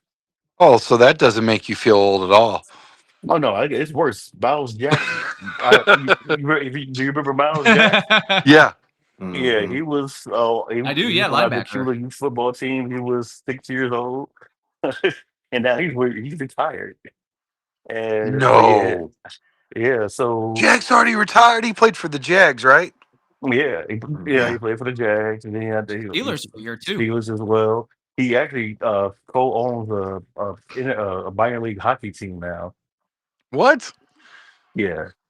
That's And crazy. I didn't know and that. his brother Jalen Jack was one of our good running backs, but he outgrew the position. He like 6'5", and he ended up going to play basketball.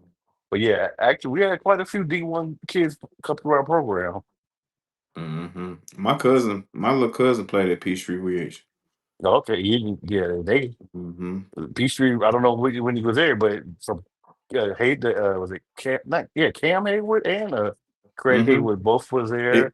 He was there then with them. DeAndre Atwater, who was Mm-hmm. Steve Atwater's son.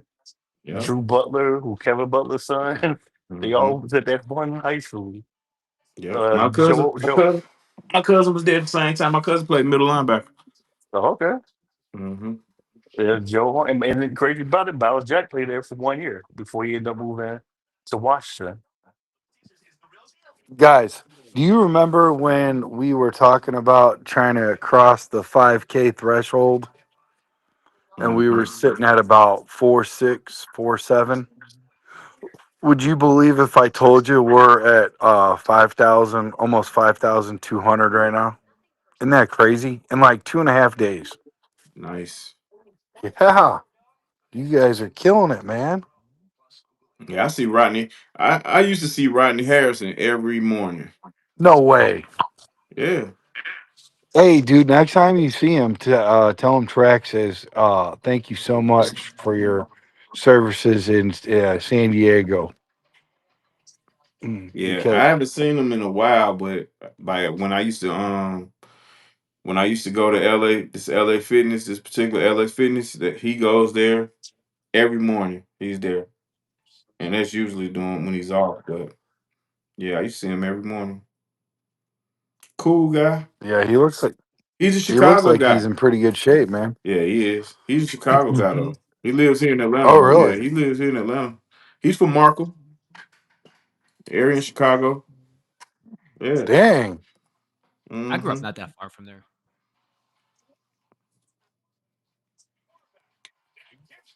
Did Yeah, you I grew really? up in Bridgeport, and then I moved to Oak Forest, so that wasn't that far at all from there. From Markham, yeah, Markham has a famous skating ring, man. yeah, I know, I yep, don't I know. know. I don't know if it's still there. I don't know if it's there anymore either. I haven't lived there in a long time.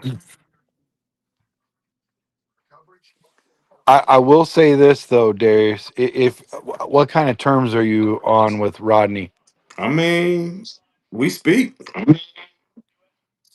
but like I said, I All haven't right, we'll seen him in tell a him while. this. I because I don't go to that same gym anymore. Well, not the first time you see him, kind of break it in because I got some bad news for you. I'd like you to pass along a message.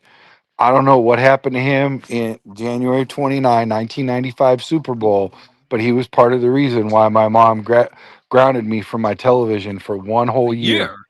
because the thing she heard come out of my mouth during that Super Bowl against the Niners with Steve Young throwing for 6 touchdowns against the Chargers.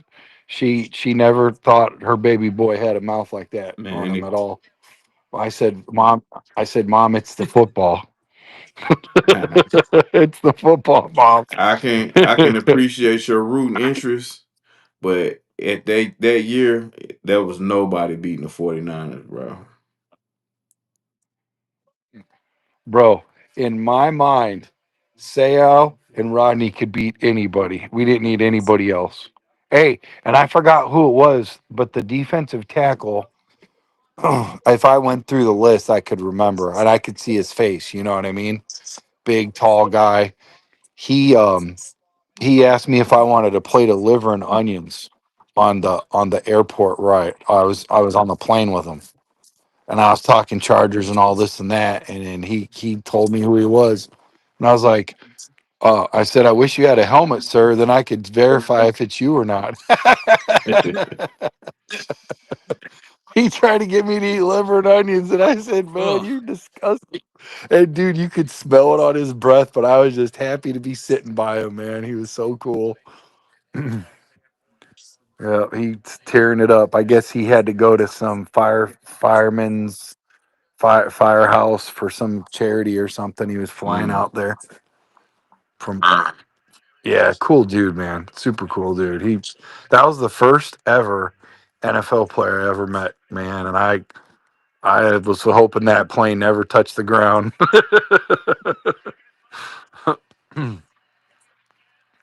So here we go, guys. Starting the third quarter here with the Eagles, and the Eagles are already with a first down. Well, 2nd and 7 right now. I can't believe, dude. How old is Ertz, man? Did he find the fountain of youth or what?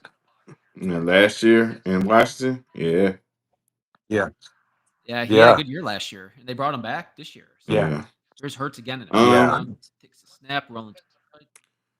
You got to appreciate the play calling of the Eagles, man. They're making everything simple, man. Devontae Smith is second target. That's a second catch of the game. Dude, let me ask you guys this. Are the Cowboys defense this good without Parsons? Or are they just the Eagles have that much rust on their They offense? scored every play, Trax.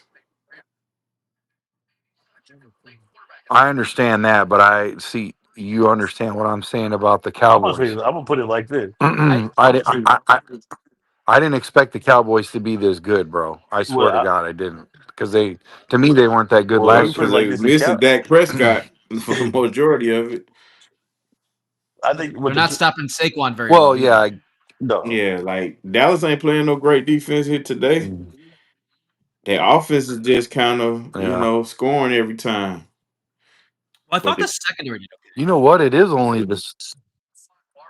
You have to forgive me. I forgot it's only the start of the third quarter, guys.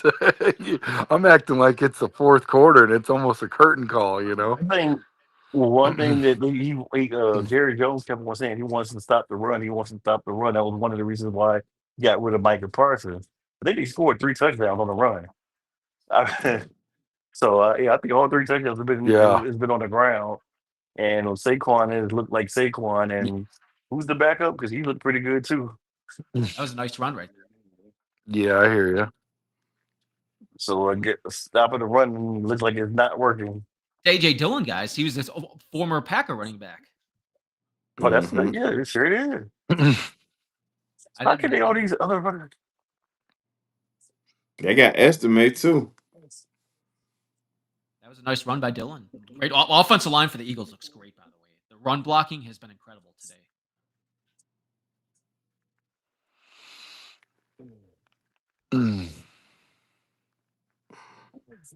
How many games are going to be on NBC this year, guys? You think there will be quite a bit or no? I think this is the only Sunday one for night. Thursday night. Yeah, Sunday night, but I think this is Sunday the only night one football. for Thursday night football. Thursday night football, I think this is the only one for Thursday night football. I might be wrong on that. I can double check that.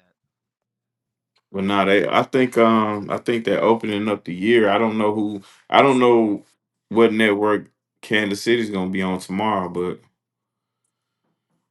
I think that's YouTube TV, isn't it? Yeah, Isn't that's that YouTube. YouTube tomorrow? Yeah. Dallas ain't wrapping up. Look at Sanborn in there. Yeah, I seen him earlier. Clark with the stop. He was just around the pile. He didn't do nothing. So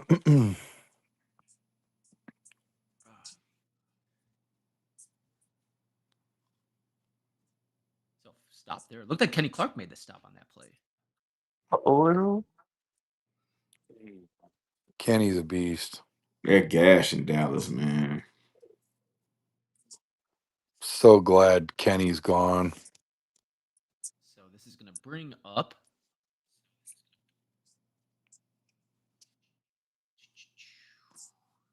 Hold on. My TV got dark. There we go. finally. Shotgun. Look at and looks like they finally got to the quarterback. They finally get a sack. Finally. That's their first one of the game. Kenny Clark in there again. Kenny Clark's had a couple of big plays so far. Hurt me. Now the thing about He's a star. the thing about Parsons, he's gonna have to get injections in his back all year. Yep. Yeah, the L45. Can you tell us a little bit about that? Well, I've had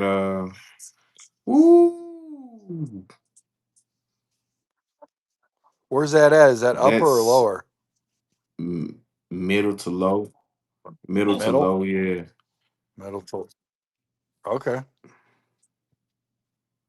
Lumbar. Oh, this field goal. Dante Fowler. Dante know how to get pressure. He was good for the Commanders last He was year. good for a lot of teams. He's been to half the teams in the league. He's played for half of them. I just say he's been on like 10 teams, hasn't he? 10 teams. He's been on a lot of them. They trusted Elliott here. How long was this field goal? It's 50 plus. 58. He's not very. This attempt. He's not 50. very good from here. I think he got it, man. He got all of it, and that's right down there, man. Yeah, he got that. Yeah, he got it. Both kickers making it look easy. Yeah, historically though, he ain't been very good from that range, man. From that 50+ range. He kickers are down with steroids because they don't get tested. He made No it? problem. With room to spare. Well, okay. No problem. Yeah. That looked like that could have been good from 60.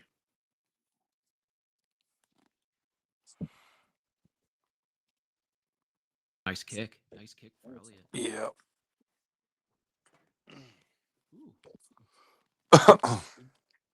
Hey, you guys better be cool about that because our kickers got a leg on them this year too. You know, Cairo. Yeah.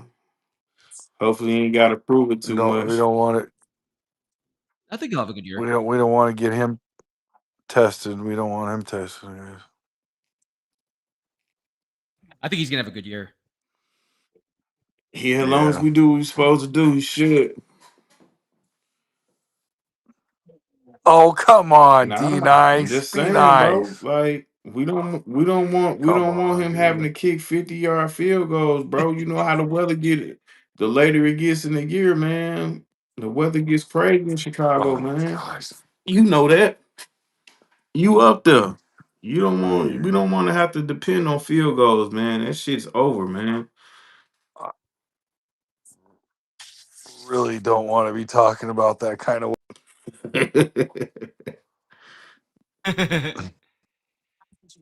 Hey, can you guys hear me okay right now? Yeah. Okay, good. So I found out my internet. So You guys still there? I believe like a lot of Knoxville's out of power right now. So I found out why my internet's been going in and out is because we're on a generator. Where I live right now, it's all on a backup generator. Everything's making sense to me. I think we're gonna get some of that on Saturday, Matt. I hope you don't got